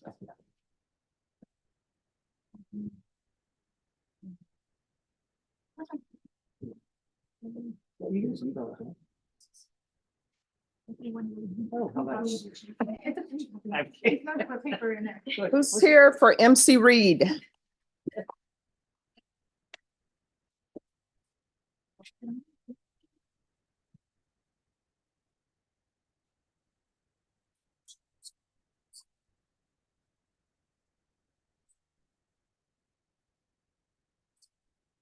Mr. Reed, How you doing?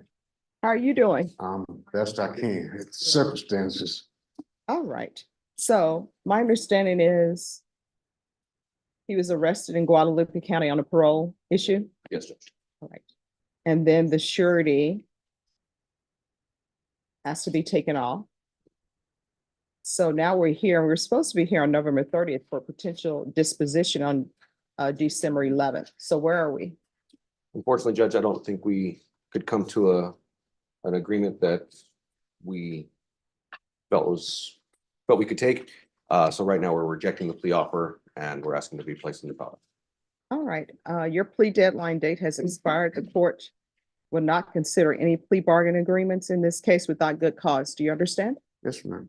Otherwise, you have to plead open to the court. Ms. Ferguson, need a jury trial date. This is a direct case. State, how long are you asking? You think this trial will last? A day? Yes, ma'am. All right. One day. I can do February 6th. All right, we'll do February 6th. And if this is the case that goes, we may be able to pick a jury on We'll fix it on Tuesday. All right, we may be able to pick a jury in the morning and then complete the case by the afternoon. We shall see. Judge, I'm set to be in Kendall County for an aggravated sexual assault that day. Is there another, Is it a jury trial? I'm in Kendall County.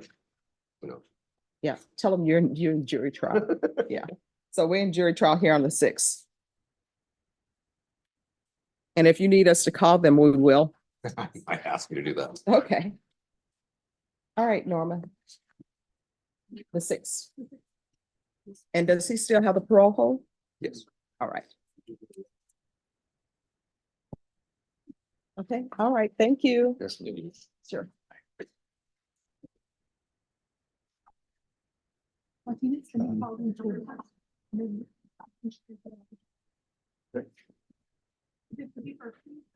It's a PS9. It's a piece out.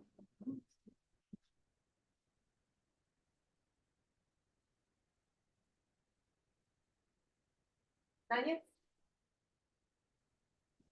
Thank you.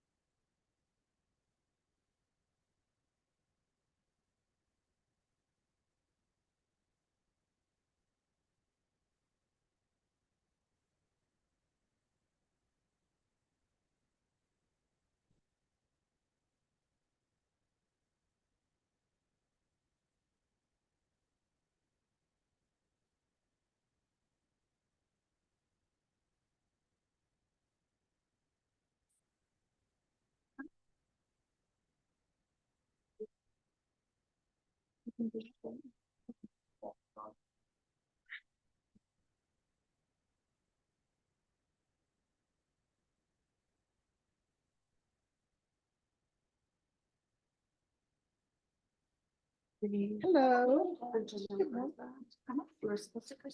Okay, what does the A stand for? Oh, that was awesome. With the restitution hearing. See, you bring things I know it's for this court. Yes. Oh, that's okay. Oh, it was fabulous. You know, I was with my mom, my niece, my brothers. Yes, so it was great. And we just relaxed and we all made it to the new year, so that's the problem, yes. How about you? Ah. I mentioned you. Okay, thank you. I did find. I can go to the back. So not on the first and the second, I was outside letting my dog out. I was sitting there, I had like this box jump I sit on when I'm waiting for him to do a business. I'm looking like, what's that shiny thing on the ground? So I saw that was still on, catching it like something bright. I go over and pick it up, there's a 1-point slug. So I'm guessing my neighbors were like having like a whole like little party, like shooting off their guns. Oh, my gosh. See, people act as though those things don't come down. Yes, no, because I mean, it looked like it didn't hit anything. There's definitely a discharge round. And it's a hollow point. I'm like, oh, this is a hollow point for.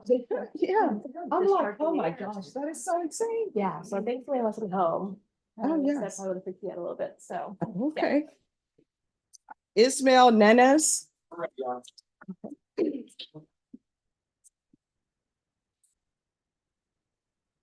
Good morning. Oh, you're on this side now. Yeah.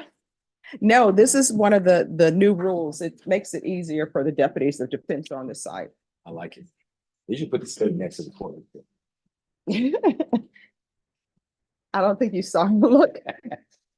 All right, court is calling 2023 CR 10391, State of Texas versus Ismail Nanes. Can I have parties announced for the record for the state? Jason Garahan, Your Honor. Defense? Greg Day Murray.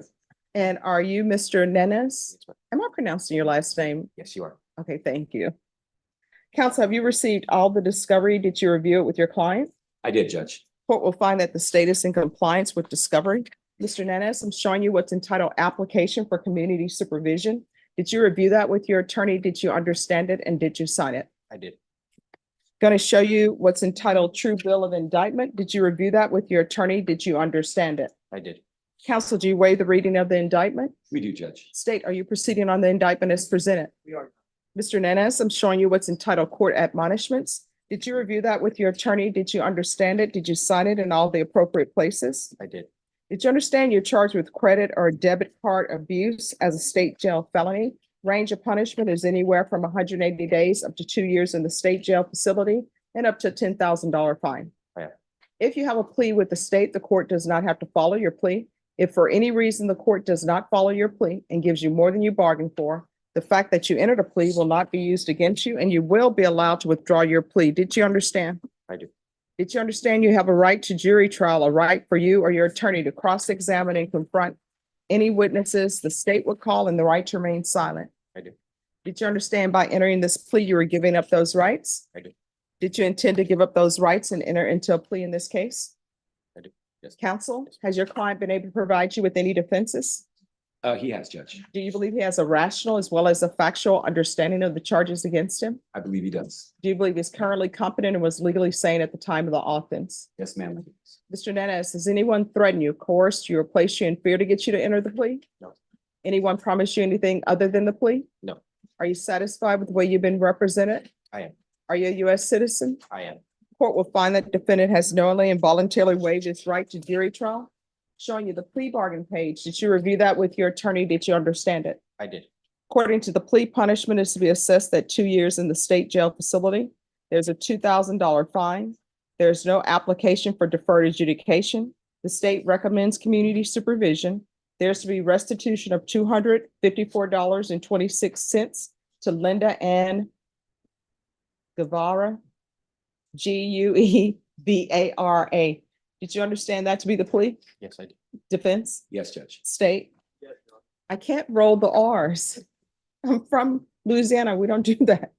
Showing you the paragraph entitled waiver of appeal paragraph. Did you review that paragraph with your attorney? Did you understand it? Did you sign it in both places? Yes, ma'am. Did you understand by signing that you're waiving your right to appeal? The only items that can be appealed are written pretrial motions that have been filed, heard, and ruled upon by the court. Did you understand? Yes, ma'am. Counsel, are there any such motions? No, Judge. Next, I'm showing you outside the agreement.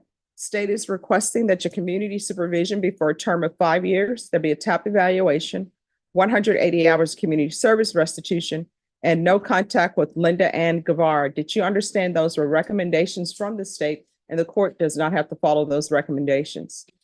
Then to the offenses charged, how do you plead? Guilty, not guilty, or no contest? No contest. State, any evidence? Yes, Your Honor. State Exhibit number 1 with all its attachments. Any objections? No objections, Your All Honor. right, state, you may continue to confer. Going to show you what's entitled wavering consent to stipulation of testimony and stipulations. Did you review that with your attorney? Did you understand it? Did you sign it in all the appropriate places? Yes, ma'am. Again, did you understand you have a right to jury trial, a right for you or your attorney to cross-examine and confront any witnesses the state would call in the right to remain silent? Yes, ma'am. Did you understand that today the state would be presenting evidence in the form of witnesses' statements and police reports, but most importantly, there will be no live testimony? Did you understand? Yes, ma'am. Court will find that defendant has knowingly and voluntarily waived and consented to stipulation of testimony and stipulations. Court will accept into evidence states exhibits 1 and attachments and review the same.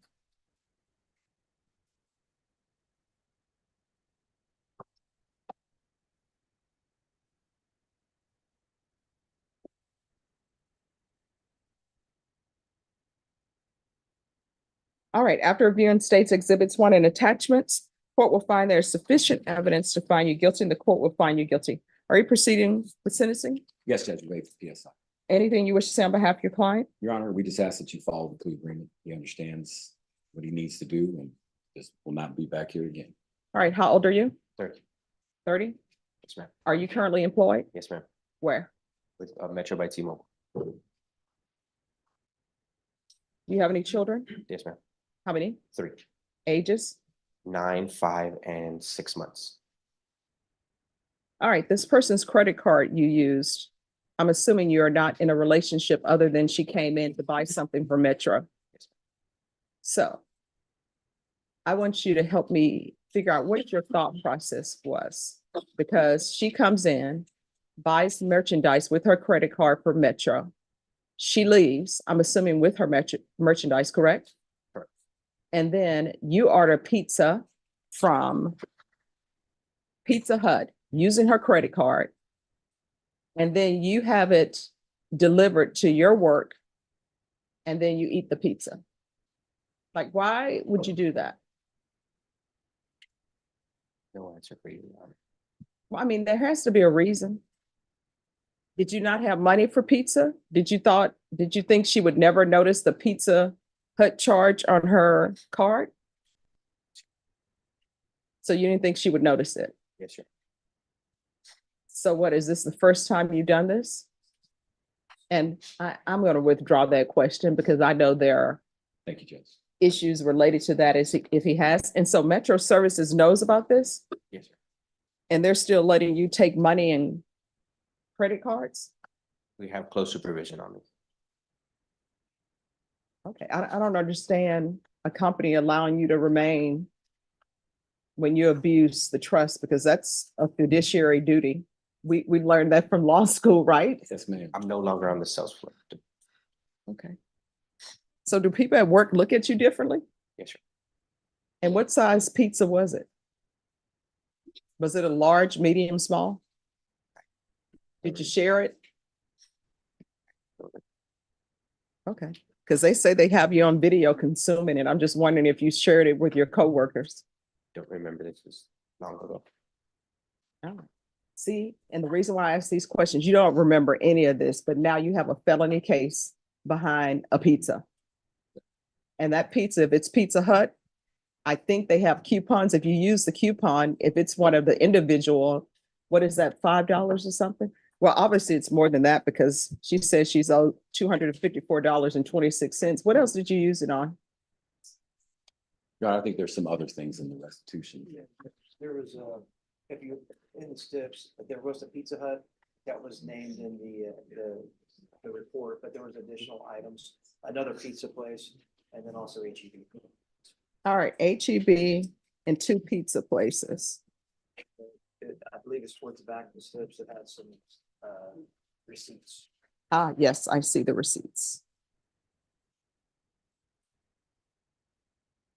$178.77 at HEB.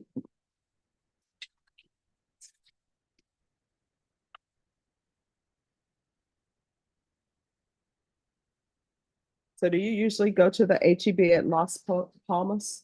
Is that your HEB, Las Palmas? No. What is your HEB? Babcock, that's where I live. The Babcock HEB? Yes, Is that what is closest to your home? yes. So you just went to the Las Palmas on Castroville because, I worked there, that's where I was working. The Metro PA. It was inside the HEB. okay. All right, this is what the court is going to do. Court is finding you guilty, going to sentence you to 2 years in a state jail facility, suspended and probated for 5 years. There's a $2,000 fine. That will be probated. There's to be restitution to Linda Ann Guevara in the amount of $254.26. There's to be no contact with Linda Ann Guevara.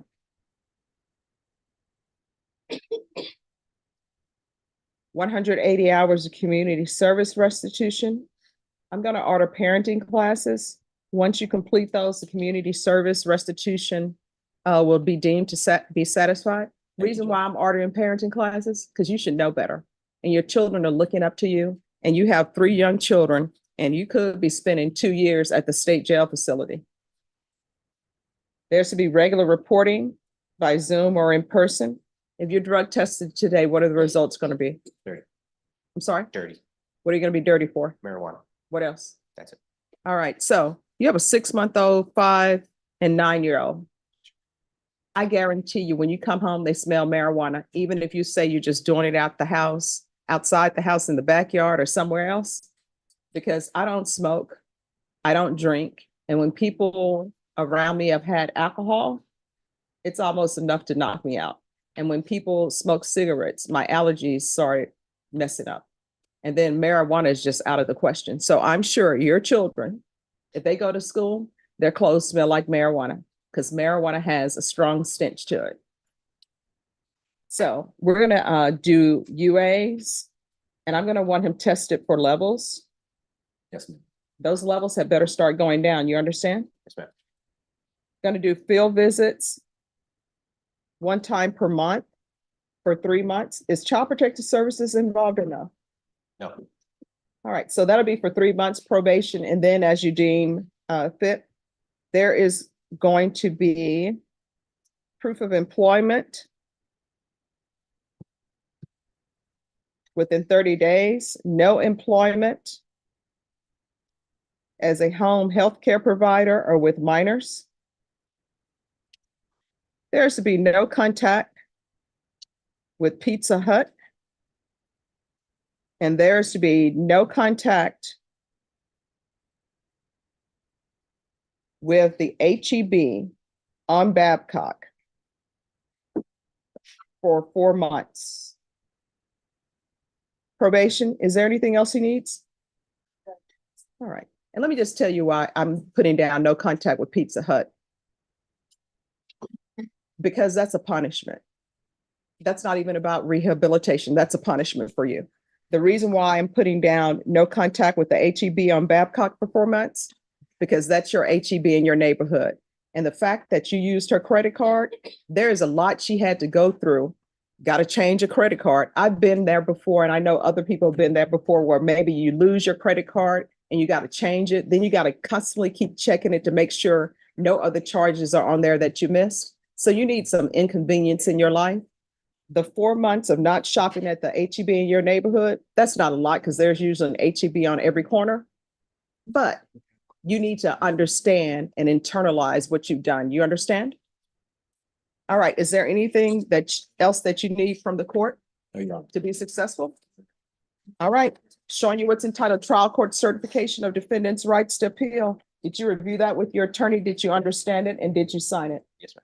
All right, because this is a plea bargain agreement, because I followed your plea bargain agreement, and because you waived your right to appeal, you do not have the court's permission to appeal. Because this is a felony conviction, you're not allowed to own or possess any weapons or ammunition.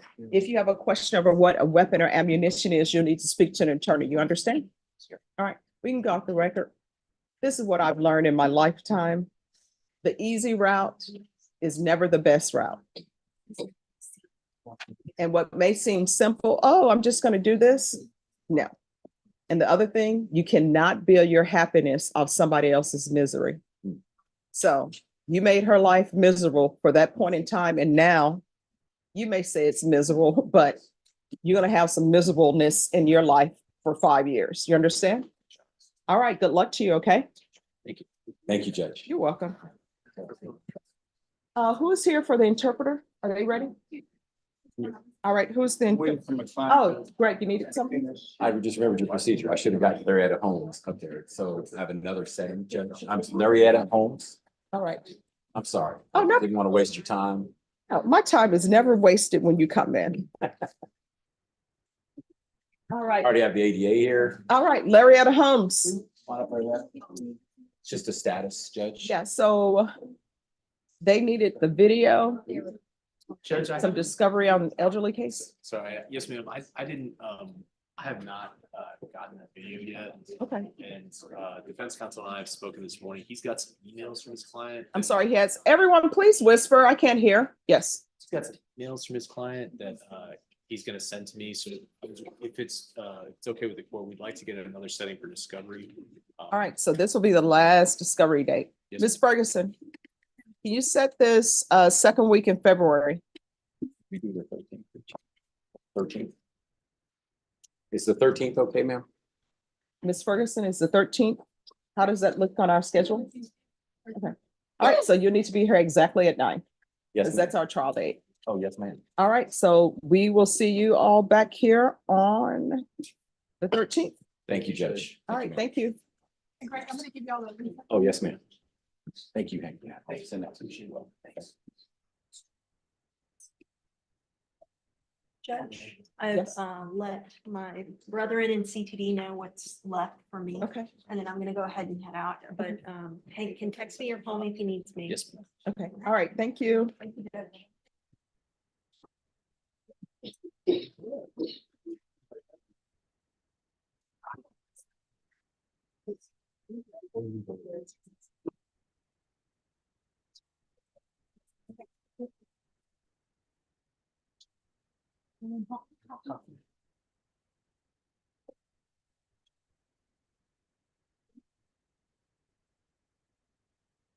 All right, are you all ready on Mr. Martinez? Oh, I'm sorry. Yes. Judge, may we reapproach on Soto, please? Sure.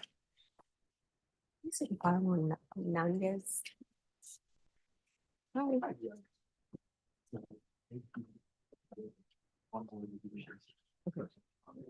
All right, thank you.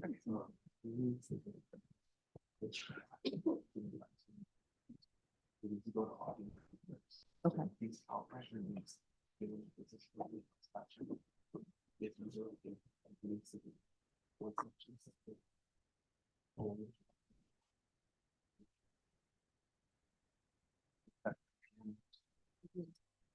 Okay, so does he need GPS to get that? All right, yes. And then we'll see. Norma, can you see if you can get Ron Ross back here? And we'll see if we can get his attorney back. Okay. I'm sorry. Oh, no problem.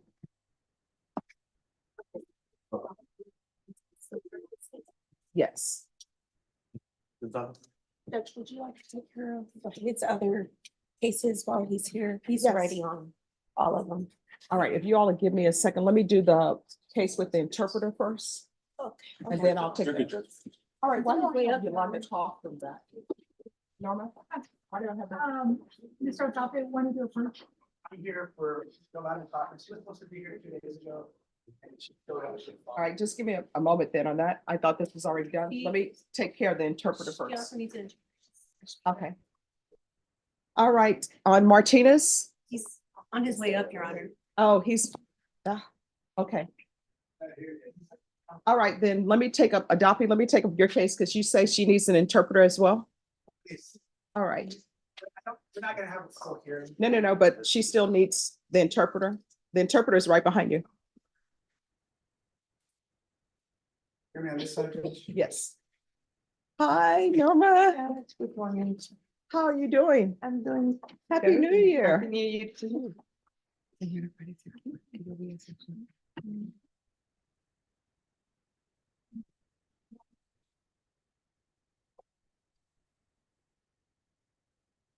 All right, we're gonna go on the record. Court is calling 2023 CR 10497, State of Texas versus Yolanda Kaufman. Could I have parties announced for the record for the state? Daniel Escobar, State of Texas. Defense. Hi, Mel Doppert for Yolanda. All right. And are you Yolanda Kaufman? Hey. Yes. We have an interpreter here. If you could raise your right hand for me, please. Do you solemnly swear and affirm you will faithfully translate from English into Spanish and Spanish into English, so help you God? I do, Your Honor. All right, you can lower your hand if you'll state your name for the record. Norma Nero. So your client is in custody because your client failed to appear on January 3rd. Why did she not appear? I asked her directly. She said she was struggling with getting here and struggling with understanding the dates. We know that those are not good excuses. As far as the actual case itself, we did receive an offer today. It's a habitual case. All that we're asking for, Your Honor, is just a short reset. It's a big decision and we're most likely looking at prison time. But it's not a quick conversation. I mean, every time I've talked to, it's gonna take probably a couple hours to, there's two different types of offers. So if we could just get a reset, so I have an opportunity to show her both options. And then by next time, we'll have a decision. How much time are you asking for? No more than 2 weeks, Judge. Ms. Burgess, can you give me a 2-week reset on this case for potential disposition? I'll give you the 18th. Can I get my calendar real quick? Yes. And Ms. Kaufman, are you a US citizen? Resident. Right. And counsel, are you going to handle the immigration issues with her? No, that's the other issue. Whichever one she takes, I have to have her seek the counsel of immigration attorney under Padilla versus Kentucky to make sure that she's been fully advised of her. Norma, we can't set this for the 18th then. A little bit longer. And Norma, can you assign a immigration attorney? And let's put this mid-February. Can we do it after the 19th? 21st is good. I can't do No. 21st, not a Wednesday. That's our jury trial I can do dates. Thursday, 22nd. Thursday, 22nd is good. 22nd. All right, so we'll come back. Ms. Kaufman, we're gonna come back on February 22nd. Thank you, Judge. May I be excused? Yes. Thank you, Norma. You're welcome. You're welcome. And Norma, do you need the cause number for that case? Yes, Judge, please.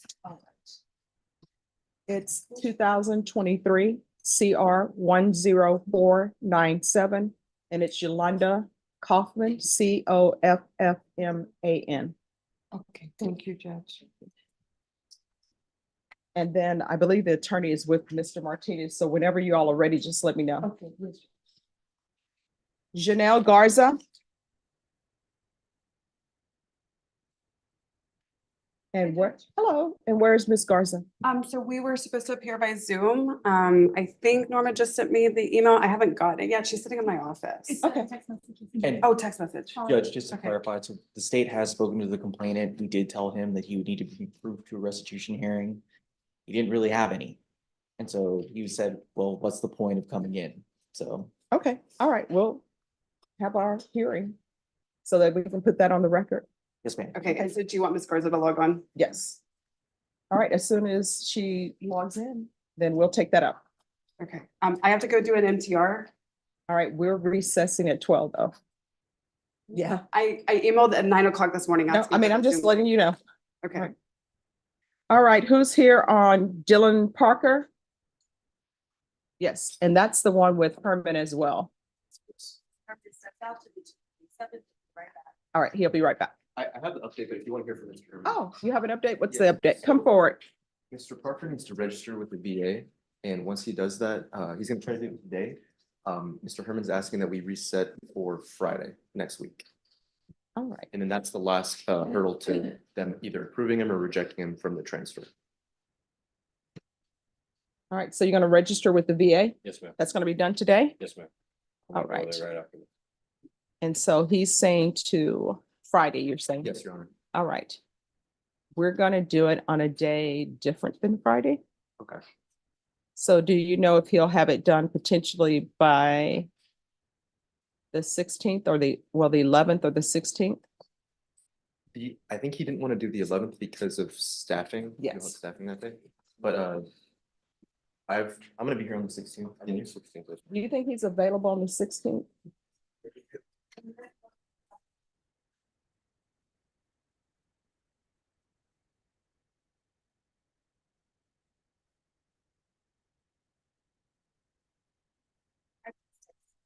Okay. We'll see. If he's okay on the 16th, then we'll do it on the 16th. Perfect. So let's just see. Okay, And we then can we'll wait. take it up. Yes, Thank you. Thank you. you're welcome.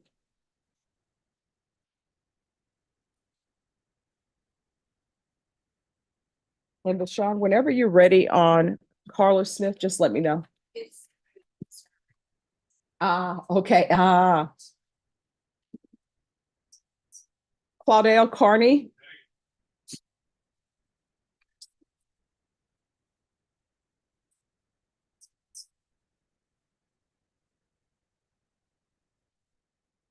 Mr. Callahan, are there any applications in this case? Yes, Your Honor, PSI needed.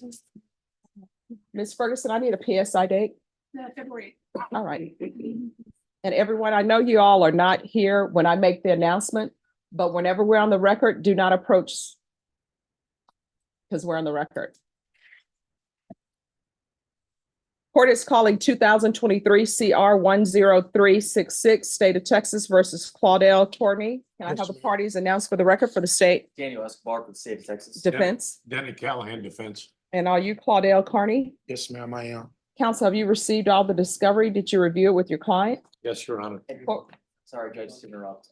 So there was a surveillance disc that was in our file. I did show Mr. Callahan that it didn't exist. I did make an offer to make a copy. I made the offer and they decided to go for it. All right. And the other thing, you say there's an application for deferred. I don't have that application. Well, I'll sign another one, Your Honor. Yes.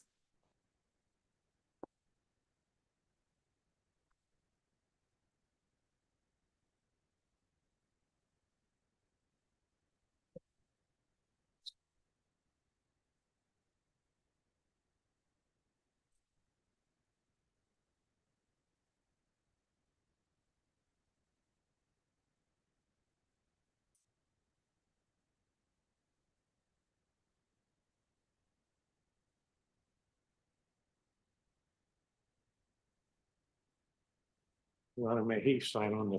Yes.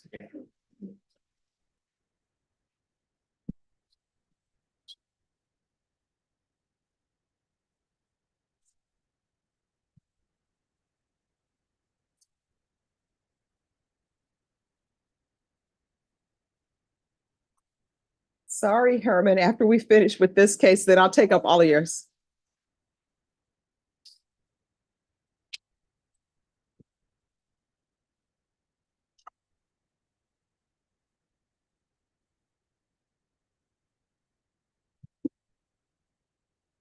All right, did you review the document entitled Application for Deferred Adjudication or Community Supervision with your attorney? Did you understand it and did you sign it? Yes, ma'am, I did. Showing you what's entitled True Bill of Indictment. Did you review that with your attorney? Did you understand it? Yes, Your Honor. Counsel, do you waive the reading of the indictment? Yes, Your Honor. State, are you proceeding on the indictment as presented? Your Honor, we're proceeding on count one, waiving all the counts, and then I believe there's a repeat offender allegation. We're waiving that as well. Any objections? No objection.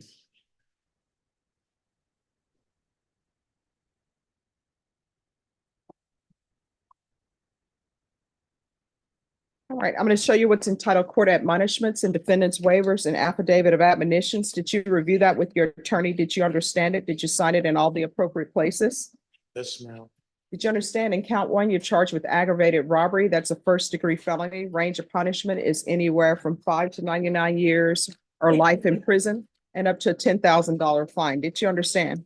Yes, Your Honor. If you have a plea with the state, the court does not have to follow your plea. If for any reason the court does not follow your plea and give you more than you bargained for, the fact that you entered a plea will not be used against you and you will be allowed to withdraw your plea. Did you understand? Yes, Your Honor. Did you understand you have a right to jury trial, a right for you or your attorney to cross-examine and confront any witnesses the state would call and the right to remain silent? Yes, ma'am. Did you understand by entering this plea, you were giving up those rights? Yes, Your Honor. Did you intend to give up those rights and enter into a plea in this case? Yes, Your Honor. Did you understand if the court were to grant your application for deferred adjudication, if for any reason your deferred adjudication were revoked, court could find you guilty, sentence you up to life in prison and up to a $10,000 fine? Yes, ma'am. Counsel, has your client been able to provide you with any defenses? Yes, Your Honor. Do you believe he has a rational as well as a factual understanding of the charges against him? I do, Your Honor. Do you believe he's currently competent, was legally sane at the time of the offense? I do, Your Honor. Mr. Carney, has anyone threatened you, coerced you, or placed you in fear to get you to enter the plea? No, ma'am. Anyone promised you anything other than the plea? No, ma'am. Are you satisfied with the way you've been represented? Yes, ma'am. Are you a U.S. citizen? Yes, ma'am, I am. Court will find that defendant has knowingly and voluntarily waived his right to jury trial. Showing you the plea bargain page. Did you review that with your attorney? Did you understand it? Yes, Your Honor. According to the plea, state is proceeding on count one. Punishment is to be assessed at 10 years in the prison. There's affirmative finding of deadly weapon. State opposes your application. Did you understand that to be the plea? Yes, Your Honor. Defense, is that the Yes, plea? Your Honor. State, is that the plea? Yes, Your Honor. Showing you the waiver of appeal paragraph. Did you review that paragraph with your attorney? Did you understand it? Did you sign it in both places? Yes, ma'am. Did you understand by signing that you're waiving your right to appeal? The only items that can be appealed are written pretrial motions that have been filed, heard, and ruled upon by the court. Did you understand? Yes, ma'am. Counsel, are there any such motions? No, Your Honor. Outside the agreement, the state is requesting that there be no contact with Ted Gonzalez. Did you understand those are recommendations from the state and the court does not have to follow those recommendations? Yes, ma'am. Then to count one, how do you plead? Guilty, not guilty, or no contest? No contest, Your Honor. State any evidence? State offered to exhibit one in all attachments. Any No objections? objection. All right, you may continue to confer. Showing you what's entitled waiving consent to stipulation of testimony and stipulations. Did you review that document with your attorney? Did you understand it? Did you sign it in all the appropriate places? Yes, Your Honor. Again, did you understand you have a right to jury trial, a right for you or your attorney to cross-examine and confront any witnesses the state would call, and the right to remain silent? Yes, Your Honor. Did you understand that today the state will be presenting evidence in the form of witnesses' statements and police reports, but most importantly, there will be no live testimony? Did you understand? Yes, Your Honor. Court will find that defendant has knowingly and voluntarily waived and consented to stipulation of testimony and stipulations. Court will accept into evidence states exhibits 1 and attachments and review the same.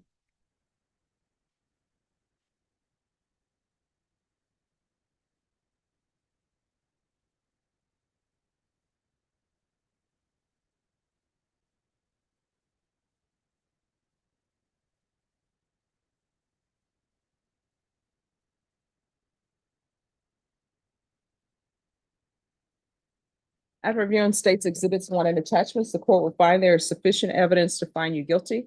Court will defer finding of guilt as you apply for deferred adjudication. We'll schedule this for a PSI and TAP evaluation. Is there a need for mental health evaluation or no? No, Your Honor.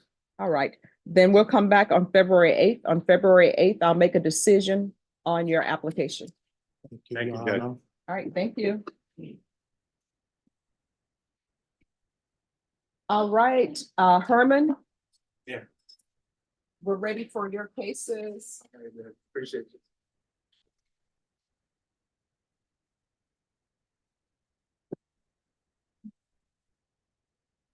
So who's the first one? Either one you want. I think Your we have client? Mr. Parker, Your Honor.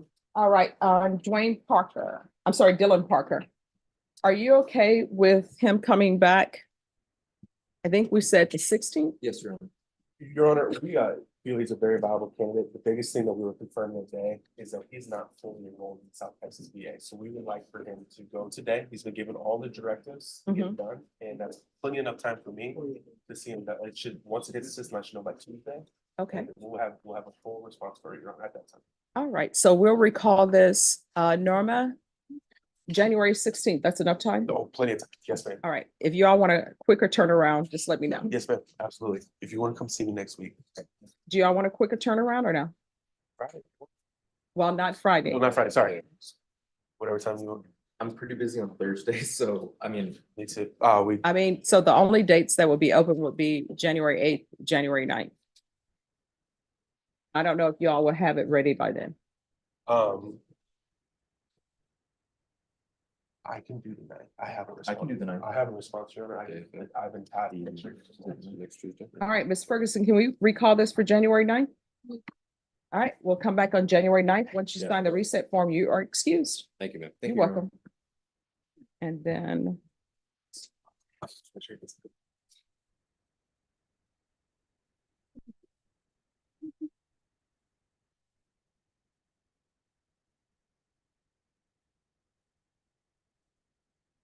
okay. Then who is your other person? I have Carla Ray Smith, Your Honor. All right, could I see the file on Carla Ray Smith?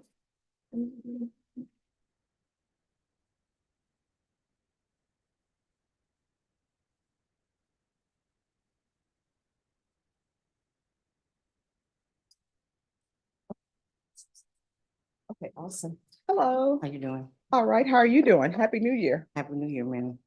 All right, so where are we on this case? Your Honor, we have spoken with Ms. Smith. She has turned in everything that we've asked her to turn in. We feel she's a viable candidate. She has been accepted into the program. However, she will be put on a wait list right now because of the stoppage we had. She will be number 9 on our wait list. However, for the court's information, I'm moving in 7 in the next week. So we're looking about 2 to 3 weeks of just waiting until I can officially start her in the program.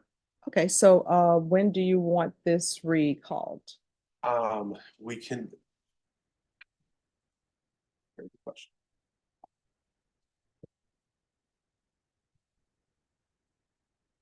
Your Honor, I can guarantee that I can have her by the first. All right, so probation, they're saying they'll have her in by the 1st.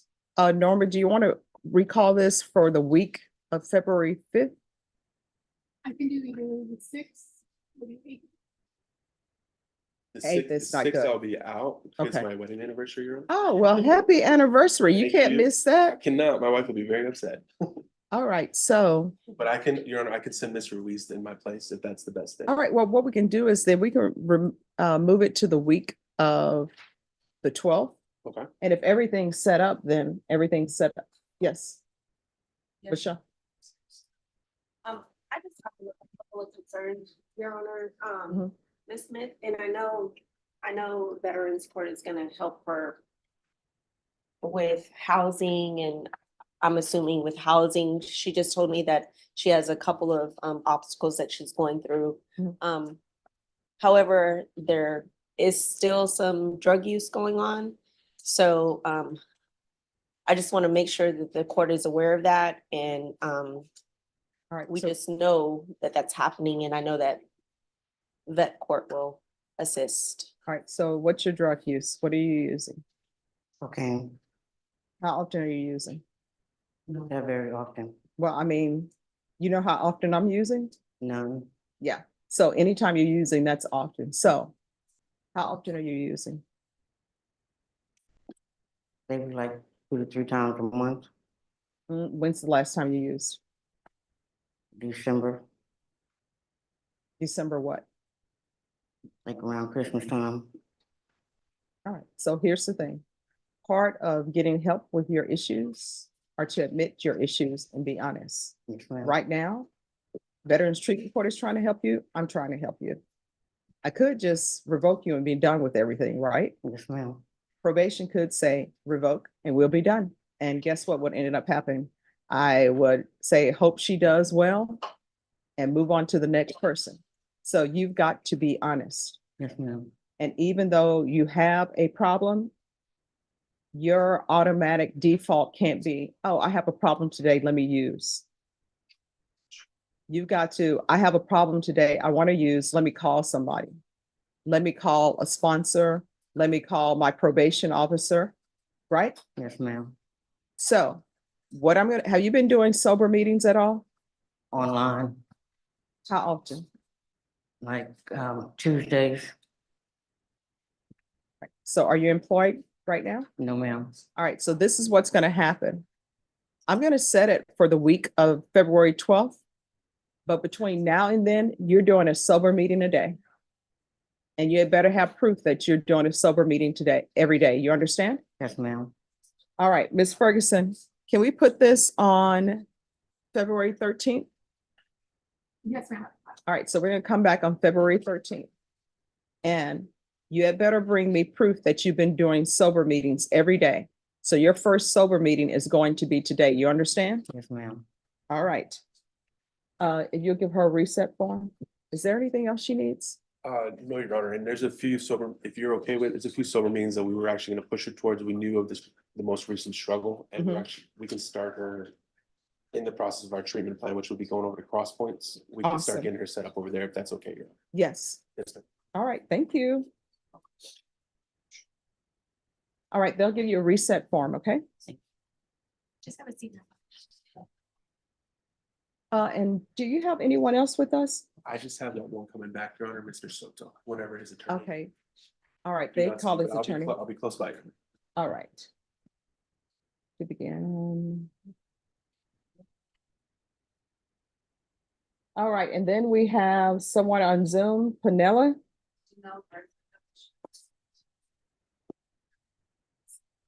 Can I see that phone?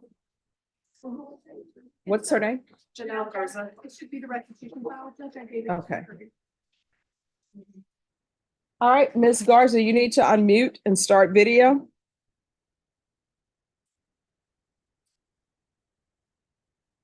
Okay. Just 1 second. Ms. Garza, will you have Nicole change your name? Yeah. Changing it.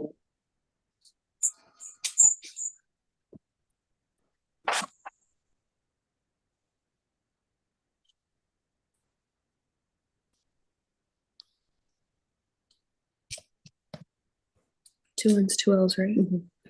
All right. Court is calling 2023 CR 1642, State of Texas versus Janelle Marie Garza. Can I have parties announced for the record for the state? Daniel Escobar for the state of Texas. Defense? Elizabeth Russell for Janelle Garza, and we're ready. And are you Ms. Garza? Yes. All right. Any objection to Ms. Garza appearing by video, state? No. Defense? No, Judge. All right, so we're here on a restitution hearing.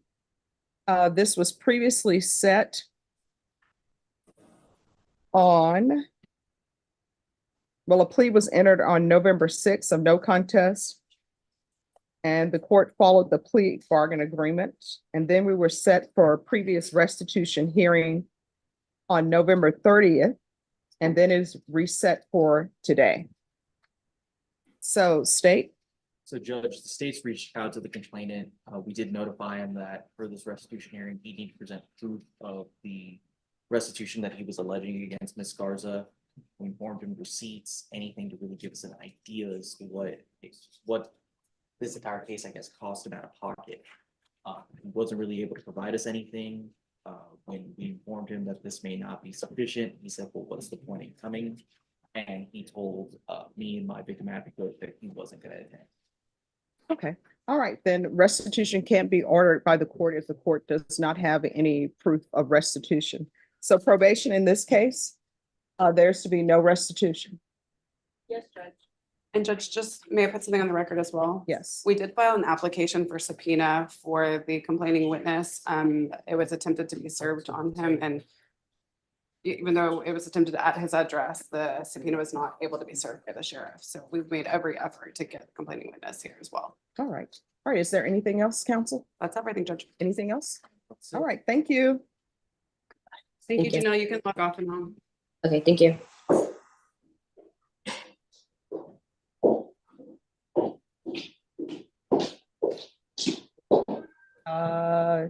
Well, I have an order of cases. So if your file has been placed with me, then we'll go. If your file hasn't been placed with me, then it's not up. Michael Campos? Who's here for Michael Campos? Where's Michael Campos? Downstairs, Your Honor. All right, so we'll have to wait for him to be brought up. Your Honor, we just have a felony pending. Okay. Another one. All right, well, they'll bring him up. All right. Attorneys, if you have someone in custody, you need to request that they be brought up. Who's here on Clark Shepherd? Clear, Judge. All right, thank you. And everyone, when we're on the record, please do not approach the coordinator or the court. Court is calling 2023 CR 7893, State of Texas versus Clark Shepherd. Could I have parties announced for the record for the state? Hank Wilkins for the state, Your Honor. Defense? James Ishimoto for the defense. Probation, this is an application. Counsel, have you received all the discovery in this case, and did you review it with your client? I have, Judge. And are you Mr. Shepherd? Yes, ma'am. Court will find that the state is in compliance with discovery. Mr. Clark, I'm going to show you what's entitled Application for Community Supervision or Deferred Adjudication. Did you review that with your attorney?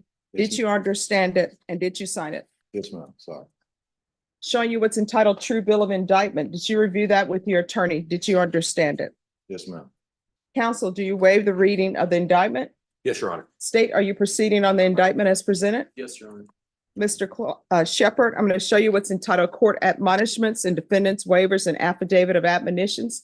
Did you review that document with your attorney? Did you understand it? Did you sign it in all the appropriate places? Yes, ma'am. You're charged with the offense of possession of a controlled substance. Penalty group 1, 4 grams to 200 grams. That's a second-degree felony. Range of punishment is anywhere from 2 to 20 years in prison and up to a $10,000 fine. Did you understand? Yes, ma'am.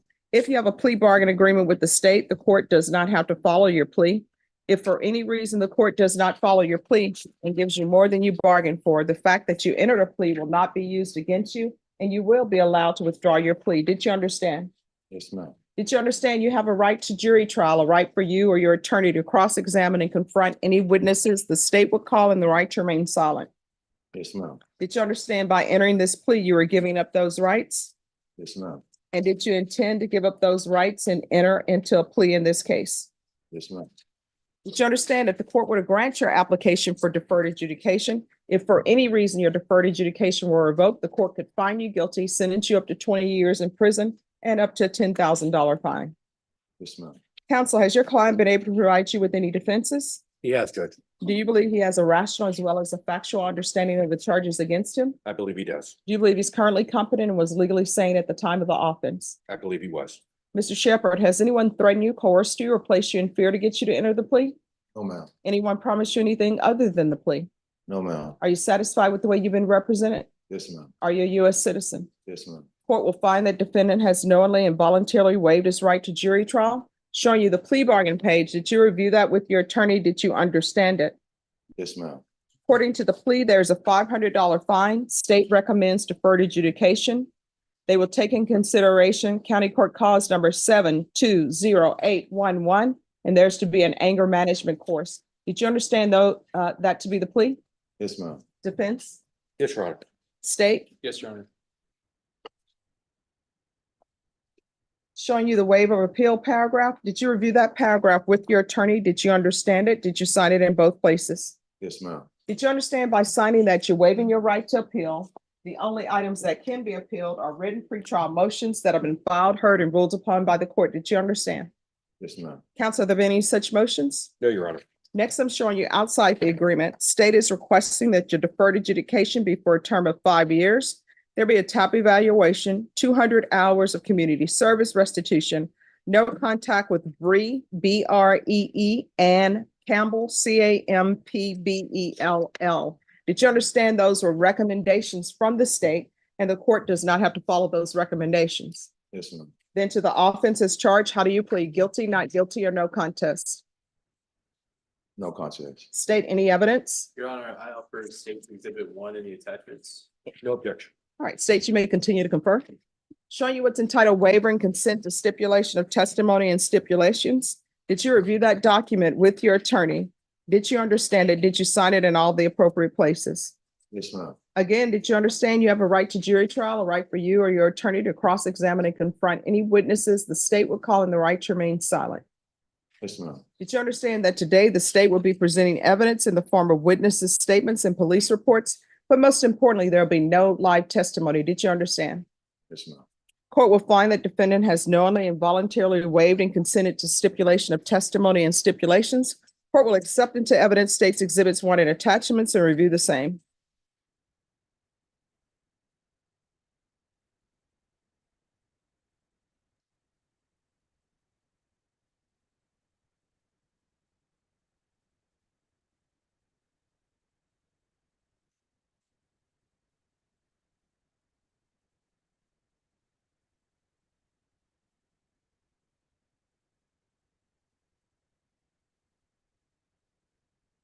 All right, after reviewing states exhibits 1 and attachments, the court will find there is sufficient evidence to find you guilty.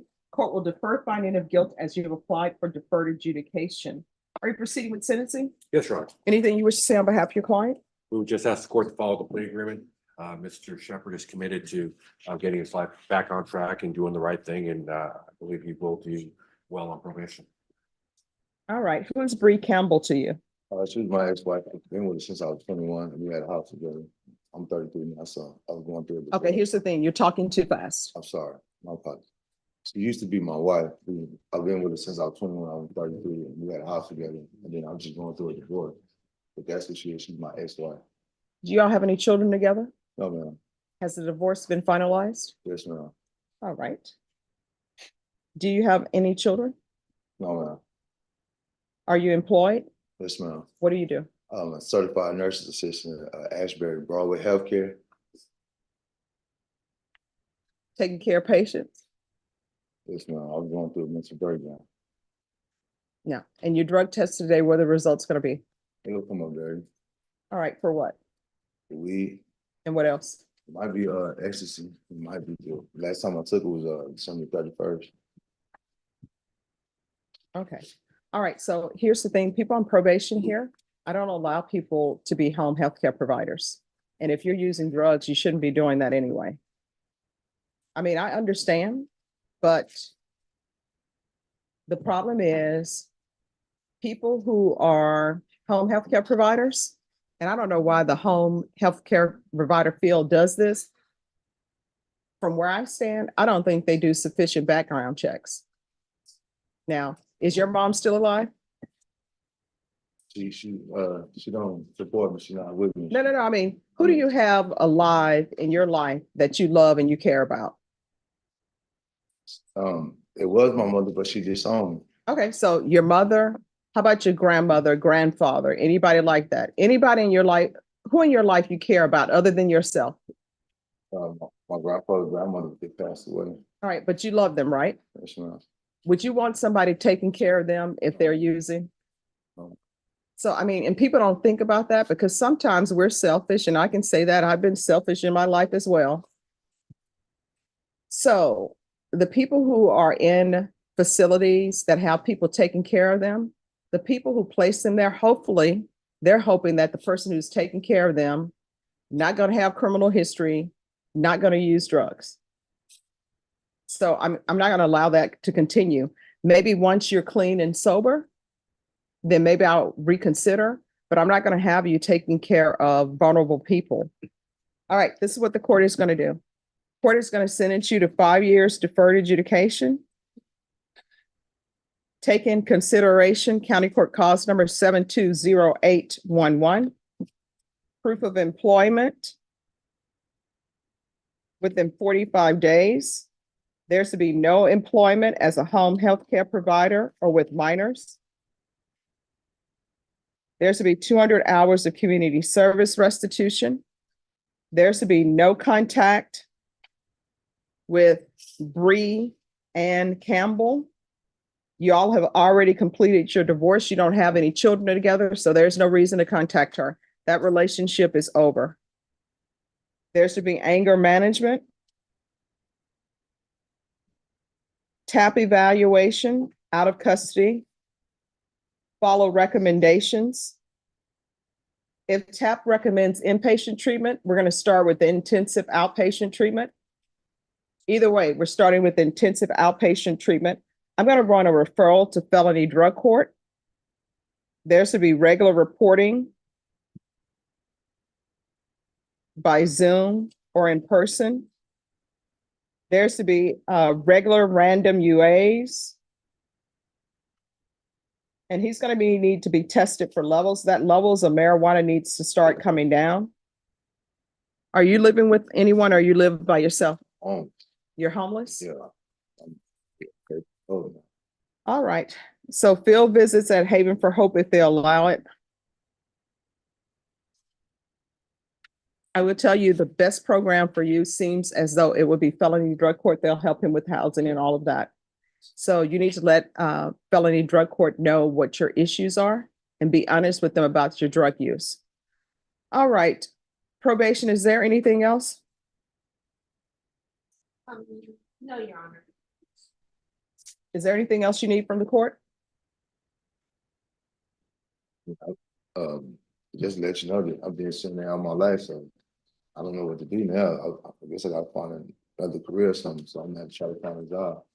Yes, I mean, that's what you're going to have to do. And I know this seems as a punishment, but I don't know anybody who wants someone taking care of their parents or vulnerable people if they're using drugs. I don't think you would ask anybody in the box who are inmates if they want someone taking care of their parents who are using drugs. And I would hope that if the home healthcare provider people you're working for knew you were going to test positive, I would hope they would say, hey, we can't have you working here because you're using drugs. Okay, I understand what you're saying. All right. And I'm not doing it to be mean, but my job as a judge, when I place people on probation or give sentences, is to make sure that the community is protected. You know, what did I think? We can then get back to work or no?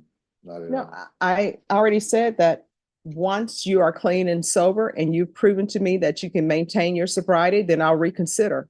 But it's not going to happen this month. It's not going to happen next month because you need to work on your sobriety. And Rashawn, we can, and Mr. Ishimoto, we can also see if maybe Lifetime Recovery will accept him. They have an inpatient treatment program and he'll have a place to stay. So we can refer him to felony drug court, Lifetime Recovery. Felony drug court first. Yes, felony drug court first and then Lifetime Recovery. And Mr. Ishimoto, if you want to make contact with the judge in felony drug court or with Lifetime Recovery to see, they'll probably be able to get him in quickly. And that way he'll have a place to live. All right, I'm going to show you what's entitled Trial Court Certification of Defendant's Rights to Appeal. Did you review that with your attorney? Did you understand it? And did you sign it? All right, because this is a plea bargain agreement, because I followed your plea bargain agreement, and because you waived your right to appeal, you do not have the court's permission to appeal. We can go off the record. Mr. Shepherd, if you need anything and you feel like probation is not addressing that, you can come back to court. If there's an issue where you still can't get housing, come back to court. We have resources and we'll see if we can get housing for you. All right, thank you.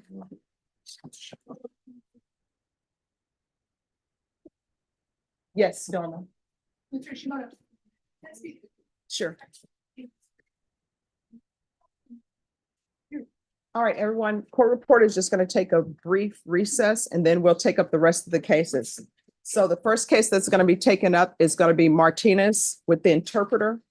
And then it will be Michael Campos. And then Roa. And then we had an issue with Soto. All right, Roa. All right, so on this one, the switching of attorneys, Yes, Your Honor. My client asked to get a different counsel. is he appointed? No, Your Honor, he hired us and he asked to get new counsel about 2 months ago, but he was warrant status. And I said, well, we'll need to get in front of the court for that. Well, I'll consider it once is he hiring another attorney? He would like court appointed counsel, Your Honor. He can't currently afford it. He is in the Bexar County Jail. Okay. And I never received a payment from him. His family was paying, but they're no longer. All right, is he on the docket today? No, All right, so he'll need to be brought over. So set it, Norma, and we'll hear it. Yeah, That's fine. set it and we'll hear it. Okay, that's fine, Your Honor. You're welcome. Charles, done the plea, we're ready to go. Okay, you can have JR. Yeah. just Should I give us use some, the Gonzalez file? No, when it's supposed to be to the next meeting. Yes. Okay, they're ready to go. He's back there. Yeah, he's back there. Okay, all right, the first case we're taking up is going to be Martinez. The one involving an interpreter. Okay. Hello, Coach? do you have a file? No, but Has it been indicted? it's a motion to adjudicate with no bond, like a bond or a very soon hearing. All right, yes, just get Ms. Ferguson to set it for hearing. Okay, thank you. Okay, you're welcome. Monday, Tuesday, Thursday, you said. Tuesday. Monday or Tuesday? We do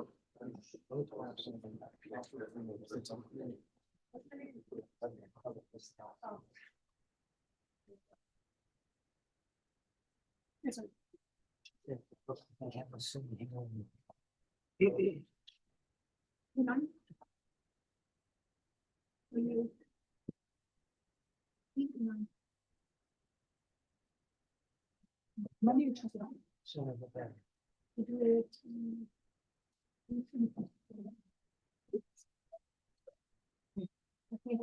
I can do it 11. Yeah. Okay.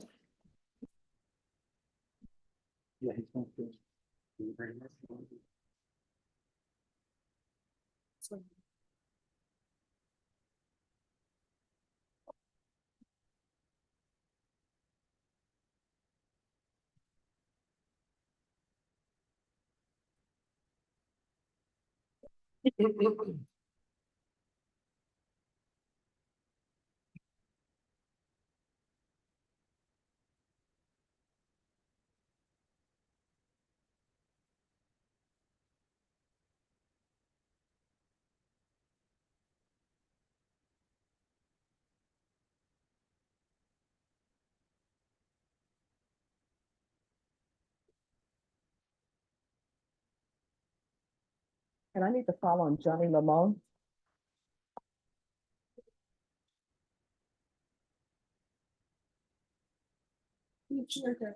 Oh, he is? Yes, I texted the attorney, he's down at 176.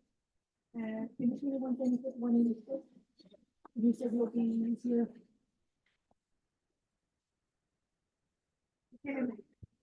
All right, well, these cases gonna end up getting recalled for Monday.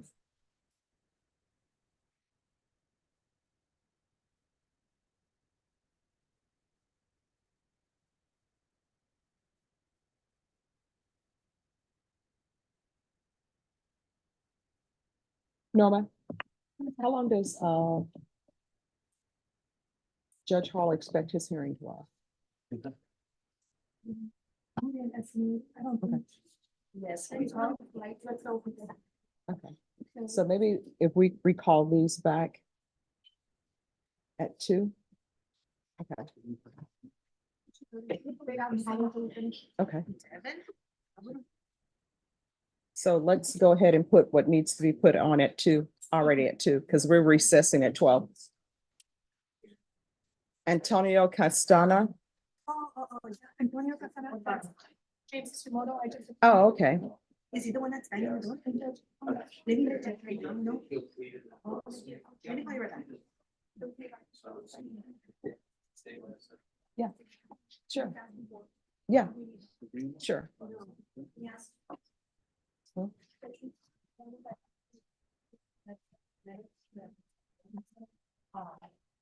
I got jail days. All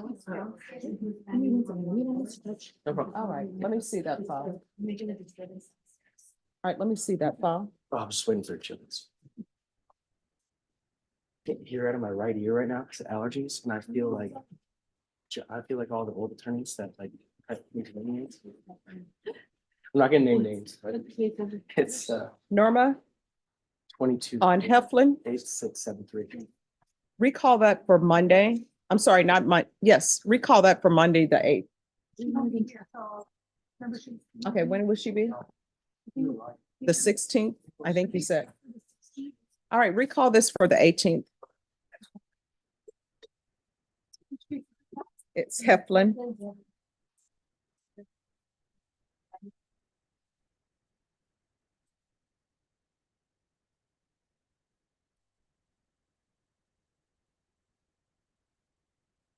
Okay. We'll bring him back on the 18th.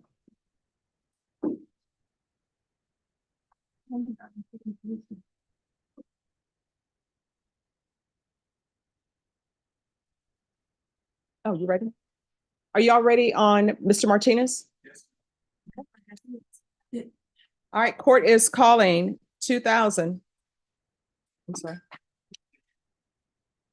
Excuse me, everyone who's in the box, I repeat this every morning. When we're on the record, no talking in the box unless you're on that end. So you can ask the deputies to move your person to the other end and they will. All right, court is calling 2023 CR 8669. State of Texas versus Quetzalcoatl. Pardon? Quetzalcoatl Martinez. Could I have parties announced for the record for the state? Daniel Escobar from the state of Texas. Defense. For Mr. Martinez. And are you Mr. Martinez? She. Yes. We have an interpreter. If you could raise your right hand. Do you solemnly swear or affirm you will faithfully translate from English into Spanish and Spanish into English, so help you God? I do, Your Honor. All right, you can lower your hand if you'll state your name for the record. Norma Nero. All right, we are here for sentencing. Mr. Martinez entered a plea on November 27th of no contest. The court found there was sufficient evidence to find him guilty. The court ordered a PSI and TAP evaluation. Have parties had a chance to review the PSI and TAP evaluation? State, defense, Yes. any objections? State, No, Your Honor. defense. No objections, Your Honor. All right, the state is opposed to the application. And they're asking that his punishment be assessed at 6 years in the prison. Any witnesses? State, No, Your Honor. defense, any witnesses? No, except for the defendant. All right. Mr. Martinez, if you'll raise your right hand for me, please. Do you solemnly swear or affirm the testimony you give will be the truth and nothing but the truth, so help you God? Yes. You can lower your hand, state your name for the record. Quetzalcoatl Martinez. All right, defense. Mr. Martinez, what are we here for today? And we were talking about reviewing the alternative to incarceration report. What are you asking the court to do today as far as your application? Bueno, si me podría dar probation y hacer la, ¿cómo se llama? La ayuda de tratamiento. Yes, if you could give me probation and also the help, how do you call it, treatment? Okay, Mr. Martinez, on the date of the offense, how many years or how much time before that date was it that you were without drinking alcohol? Como 2 años. About 2 years. And do you feel that you have a problem with alcohol abuse? Sí. Yes. And do you think that have you ever received treatment for your alcohol addiction? No. No. So are you asking the court that at this time to grant your application and offer you residential treatment, or in the alternative? Yes. Or in the alternative, intensive outpatient treatment that was recommended? Sí. Yes. I pass it with you. All right, state. Mr. Martinez, you were arrested for DWI 3 times in 2019. Is that correct? Yes. And you've been previously arrested for DWI in 2016, but ultimately pled to obstruction, isn't that correct? Yes. At that time, did you ever seek help whenever faced with three DWI charges at the same time? No, anteriormente. No, not before. But you had an alcohol abuse problem. Sí. Yes. Nothing further from the state judge. Well, Mr. Martinez, during this period of time, were you ever offered help or treatment for your addiction? Anteriormente no. Before, no. That's all I have. All right. So I'm reviewing his criminal history. It appears that he does have the obstruction of a highway. He was given a year deferred adjudication. Then he had a DWI in 2019, and he entered a plea for 3 days in the Bexar County Jail. Then he had a DWI October 2019, given 3 days in the Bexar County Jail. And then he had a DWI in November 2019 and given 3 months in the jail. And I'm assuming they treated that DWI as a DWI second. The DWIs from August 2019 and October 2020. I believe they counted that probably as a DWI first. So Judge, my understanding is since they were all done concurrently, is that they would all count as DWI first. They couldn't be counted as seconds because he had been convicted of a DWI. All right. So you were not in my court for those DWIs. Obviously, it's obvious to the court, his entire history is related to driving. It's related to DWIs. I understand that he needs help. I'm going to give him the help if he wants it. So he can go to prison for 5 years, or either he can be in inpatient treatment. I'm not considering outpatient treatment. I don't think outpatient treatment is what he needs. He needs inpatient treatment. So if he wants help, I'll give him help, but it's going to be an inpatient treatment. Or if he just wants to go to prison, I can just send him to prison. Which would he prefer? May I confer real quick? Sure.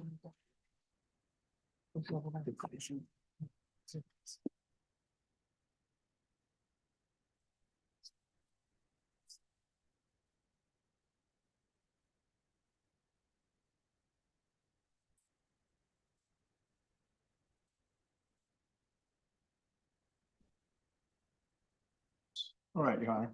Yes. Which would you prefer? Treatment. All right. I'm going to find you guilty, sentence you to 6 years in the prison, suspended and probated for 10 years. A referral to felony drug court in custody. If felony drug court does not accept him, then he's going to do safety. Ignition interlock for the full term. License suspension for 2 years. There is no driving of any vehicle without an ignition interlock. Proof of employment within 45 days of release. There's to be no employment as a home health care provider or with minors.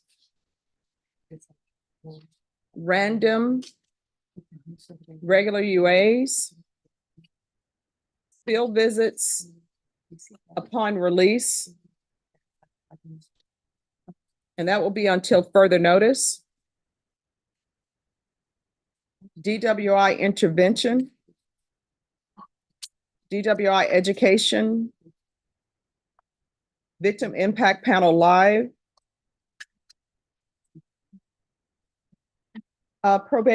Regular reporting by Zoom or in person. Probation, is there anything else he needs? I'm sorry, 10 days in the Bexar County Jail as a condition. Is there anything else he needs? All right, is there anything else you need from the court in order to be successful? No, that's it. All right, I'm going to show you what's entitled Trial Court Certification of Defendant's Rights to Appeal. The document is in English. Did you review it with your attorney in Spanish?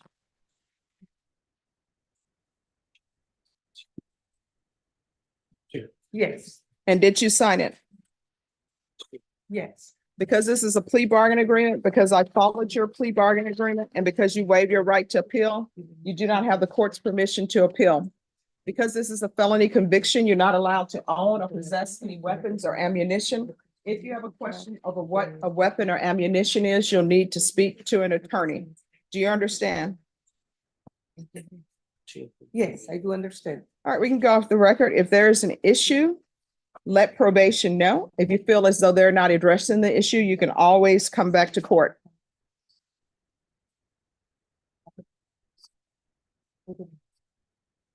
Okay. All right, thank you. Thank you, Your Honor. Thank you, Norma. And excuse? Yes, you may be excused, and Norma, the probation officer may need you for. Okay. Yes. Are you ready on Michael Campos? All right, that's coming back.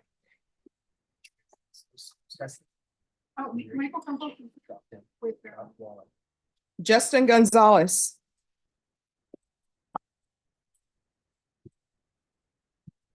Are you all ready to proceed? We are, Your Honor. Court is calling 2022 CR 6213, State of Texas versus Justin James Gonzalez. Can I have parties announced for the record for the state? Hank Wilkins for the state, Your Honor. Defense? Ray Lopez for the defense. Are you Mr. Gonzalez? Yes. Going to show you what's entitled Motion to Enter Adjudication of Guilt and Revoke Community Supervision. Did you review that with your attorney? Did you understand it? Yes. Are you the same Justin James Gonzalez who was placed on deferred adjudication in 2022 CR 6213 Yes. for the offense of aggravated assault with a deadly weapon on September 20th, 2022 for a term of 7 years? Is that you? Yes. All right, state. On or about the 25th day of November 2023 in Bexar County, Texas, the defendant, Justin James Gonzalez, committed the offense of violation bond protective order in violation of condition number 1. How do you plead to that? True or not true? True. And Your Honor, we waive the other violations alleged in the motion. Any objections? No, Your Honor. Did you understand by pleading true to violation of condition number 1, the court could find it true, grant the motion, find you guilty, sentence you up to 20 years in prison and up to a $10,000 fine? Yes. Knowing that, do you still wish to plead true to violation of condition number 1? True. Do you still wish to plead true? Yes. Court will find violation of condition number 1 true. Is there a proposed agreement? There is, Your Honor. We're asking that you deny the motion. To the defendant on deferred, running concurrent with his new offense, which is CC 722188. And we're asking that he attend state ISF with aftercare with ISP. Probation? I'm sorry, Your Honor.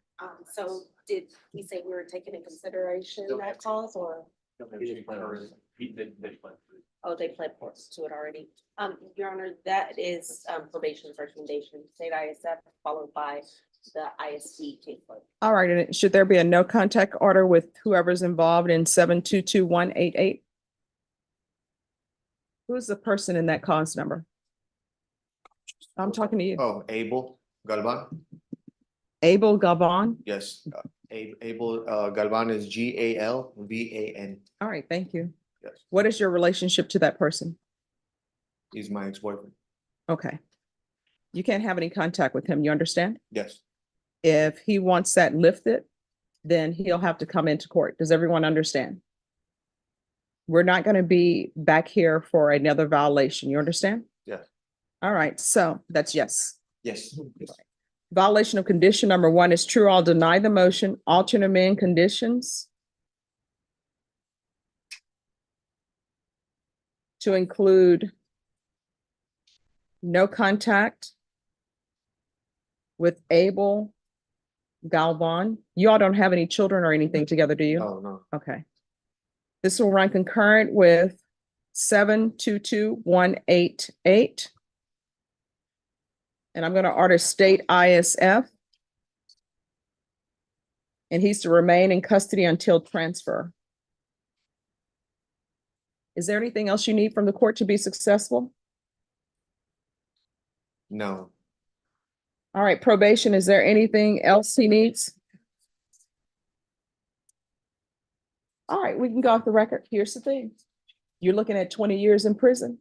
You need to make a decision. If you just want to go to prison, let the court know and we'll accommodate you. Otherwise, you're going to have to start doing better. You understand? Yes. All right, good luck to you. Thank you. Thank you, Judge. You're welcome. Jacob Cortez. Is the attorney here on Jacob Cortez? Thank you.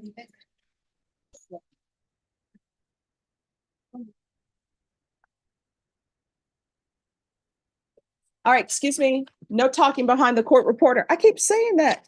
What do I need to say? Do I need to put up a sign? Have them build a sign for me that says that. Okay. Is there, counsel, is there an application in this case? No, Your Honor. All right. Probation, no application. Court is calling 2023 CR 3877, State of Texas race versus Jacob Aaron Cortez. Could our parties announce for the record for the state? Hank Wilkins for the state, Your Honor. Defense? Tony Jimenez for Mr. Cortez. Are you Mr. Cortez? Yes, ma'am. Counsel, have you received all the discovery and did you review it with your client? I have and I did, Your Honor. Court will find that the state is in compliance with discovery. Mr. Cortez, I'm showing you what's entitled True Bill of Indictment. Did you review that with your attorney? Did you understand it? Yes, ma'am. Counsel, do you waive the reading of the indictment? I do. State, are you proceeding on the indictment as presented? We are, Your Honor. Mr. Cortez, I'm showing you what's entitled Court Admonishments and Defendant's Waivers and Affidavit of Admonitions. Did you review that with your attorney? Did you understand it? Did you sign it in all the appropriate places? Yes, ma'am. Did you understand you're charged with assault, family second offense? That's a third-degree felony. The range of punishment is anywhere from 2 to 10 years in prison and up to a $10,000 fine. Yes, ma'am. If you have a plea with the state, the court does not have to follow your plea. If for any reason the court does not follow your plea and gives you more than you bargained for, the fact that you entered a plea will not be used against you and you will be allowed to withdraw your plea. Did you understand? Yes, ma'am. Did you understand you have a right to jury trial, a right for you or your attorney to cross-examine and confront any witnesses the state will call and the right to remain silent? Yes, ma'am. Did you understand by entering this plea, you were giving up those rights? Yes, ma'am. Did you intend to give up those rights and enter into a plea in this case? Yes, ma'am. Counsel, has your client been able to provide you with any defenses? He has. Do you believe he has a rational as well as a factual understanding of the charges against him? He does, Your Honor. Do you believe he's currently competent and was legally sane at the time of the offense? I do, Judge. Mr. Cortez, has anyone threatened you, coerced you, or placed you in fear to get you to the end of the plea? No, ma'am. Anyone promised you anything other than the plea? No, ma'am. Satisfied with the way you've been represented? Yes, ma'am. Are you a U.S. citizen? Yes, ma'am. Court will find that defendant has knowingly and voluntarily waived his right to jury trial. Showing you the plea bargain page. Did you review that with your attorney? Did you understand it? Yes, ma'am. According to the plea, punishment is to be assessed at 3 years in prison. There's a $1,500 fine. There are no applications. Did you understand if the court finds that this is a family violence offense, the court will enter a finding of affirmative finding of family violence? Yes, ma'am. Did you understand with an affirmative finding of family violence, you're not allowed to own or possess any weapons or ammunition? Yes, ma'am. Did you understand with an affirmative finding of family violence, you're not allowed to be designated as primary custodial parent? Yes, ma'am. Did you understand that to be your plea? Yes, ma'am. Defense? Yes, Your Honor. State? Yes, Your Honor. Showing you the waiver of appeal paragraph. Did you review that with your attorney? Did you understand it? Did you sign it in both places? Yes, ma'am. Did you understand by signing that you're waiving your right to appeal? The only items that can be appealed are written pretrial motions that have been filed, heard, and ruled upon by the court. Did you understand? Yes, ma'am. Counsel, are there been any such motions? None, Your Honor. Then to the offenses charged, how do you plead? Guilty, not guilty, or no contest? No contest. State any evidence? Yes, Your Honor. I offer State's Exhibit 1 in the attachments. Any objections? None. Counsel, you may continue to confer. Showing you what's entitled waiver and consent to stipulation of testimony and stipulations. Did you review that document with your attorney? Did you understand it? Did you sign it in all the appropriate places? Yes, ma'am. Again, did you understand you have a right to jury trial, a right for you or your attorney to cross-examine and confront any witnesses the state would call and the right to remain silent? Yes, ma'am. Did you understand that today the state will be presenting evidence in the form of witnesses' statements and police reports, but most importantly, there will be no live testimony? Did you understand? Yes, ma'am. Court will find that defendant has knowingly and voluntarily waived and consented to stipulation of testimony and stipulations. Court will accept into evidence State's Exhibits 1 and attachments, and the court will review the same.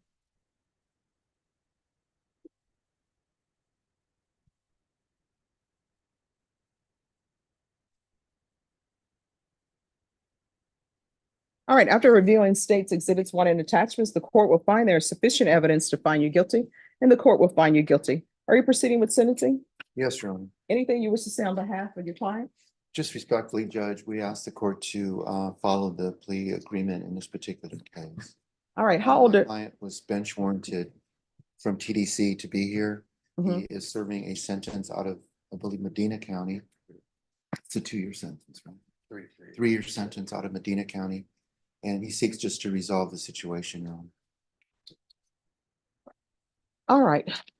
What's wrong with you? Nothing, ma'am. It was a night of my birthday, just a drunk night. I'm sorry, what? It was the night of my birthday, just I mean, I don't understand what you're saying. I can't hear you. yeah, it was alcohol. It was the night of my birthday, and it was an accident. No, it wasn't an accident. She said you took her phone and you beat her up. And then when she fought back with you outside, you were throwing rocks and you hit other people's vehicles. That's not an accident. I mean, being drunk or intoxicated, that's not an accident. That doesn't excuse your actions. That's just a form of mitigation. So how old are you? I'm 26. All right, why are you violent? I try not to be. You're not doing a good job because this is an assault family second. You're gonna have to change your ways. Otherwise, you know what's gonna end up happening? One or two things. You're gonna end up in prison for a long time, or you're gonna find somebody else who's not gonna take that. That's right. And I can tell you, the women in my family wouldn't take that. You understand? All right, the court is gonna find you guilty. There's an affirmative finding of family violence, 3 years in the prison, give you credit for any time served. There's a $1,500 fine, time and money to run concurrent. There's to be no contact with Melissa Ariel Vallejo, Vallejo. All right.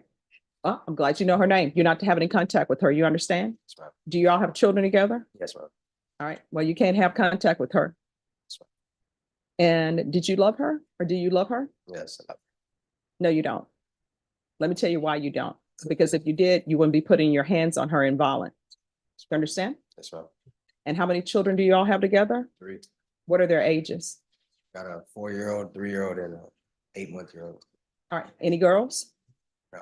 All boys? All boys. Let me just tell you what the boys are learning from you. The boys are learning that if you love somebody, you beat them up. What they're learning from you is might makes right. And if you want to get your way with somebody, you beat them up. And then that's the knowledge you're sending your sons out into the world. And let me tell you, your sons may end up trying that on a female or whoever partner they may have. That's how people end up getting killed. Because your sons may do that to somebody and they may have a father or a sister or a mother who are not going to accept that. And then the next thing you know what's going to end up happening? You're going to be identifying your son. And somebody going to come to court crying and saying, but that's my baby. Or either your sons are going to pick up a case and you know what they're going to tell the judge? Well, my father used to beat my mom and this is the household I grew up in. You understand? All right, I'm going to show you what's entitled Trial Court Certification of Defendant's Rights to Appeal. Did you review that with your attorney? Did you understand it? Yes, ma'am. All right, because this is a plea bargain agreement, because I followed your plea bargain agreement, and because you waive your right to appeal, you do not have the court's permission to appeal. And because this is a felony conviction and an affirmative finding of family violence, you're not allowed to own or possess any weapons or ammunition. If you have a question over what a weapon or ammunition is, you'll need to speak to an attorney. Do you understand? Yes, ma'am. All right, good luck to you. Thank you. Thank you, Judge. You're welcome. All right, everyone.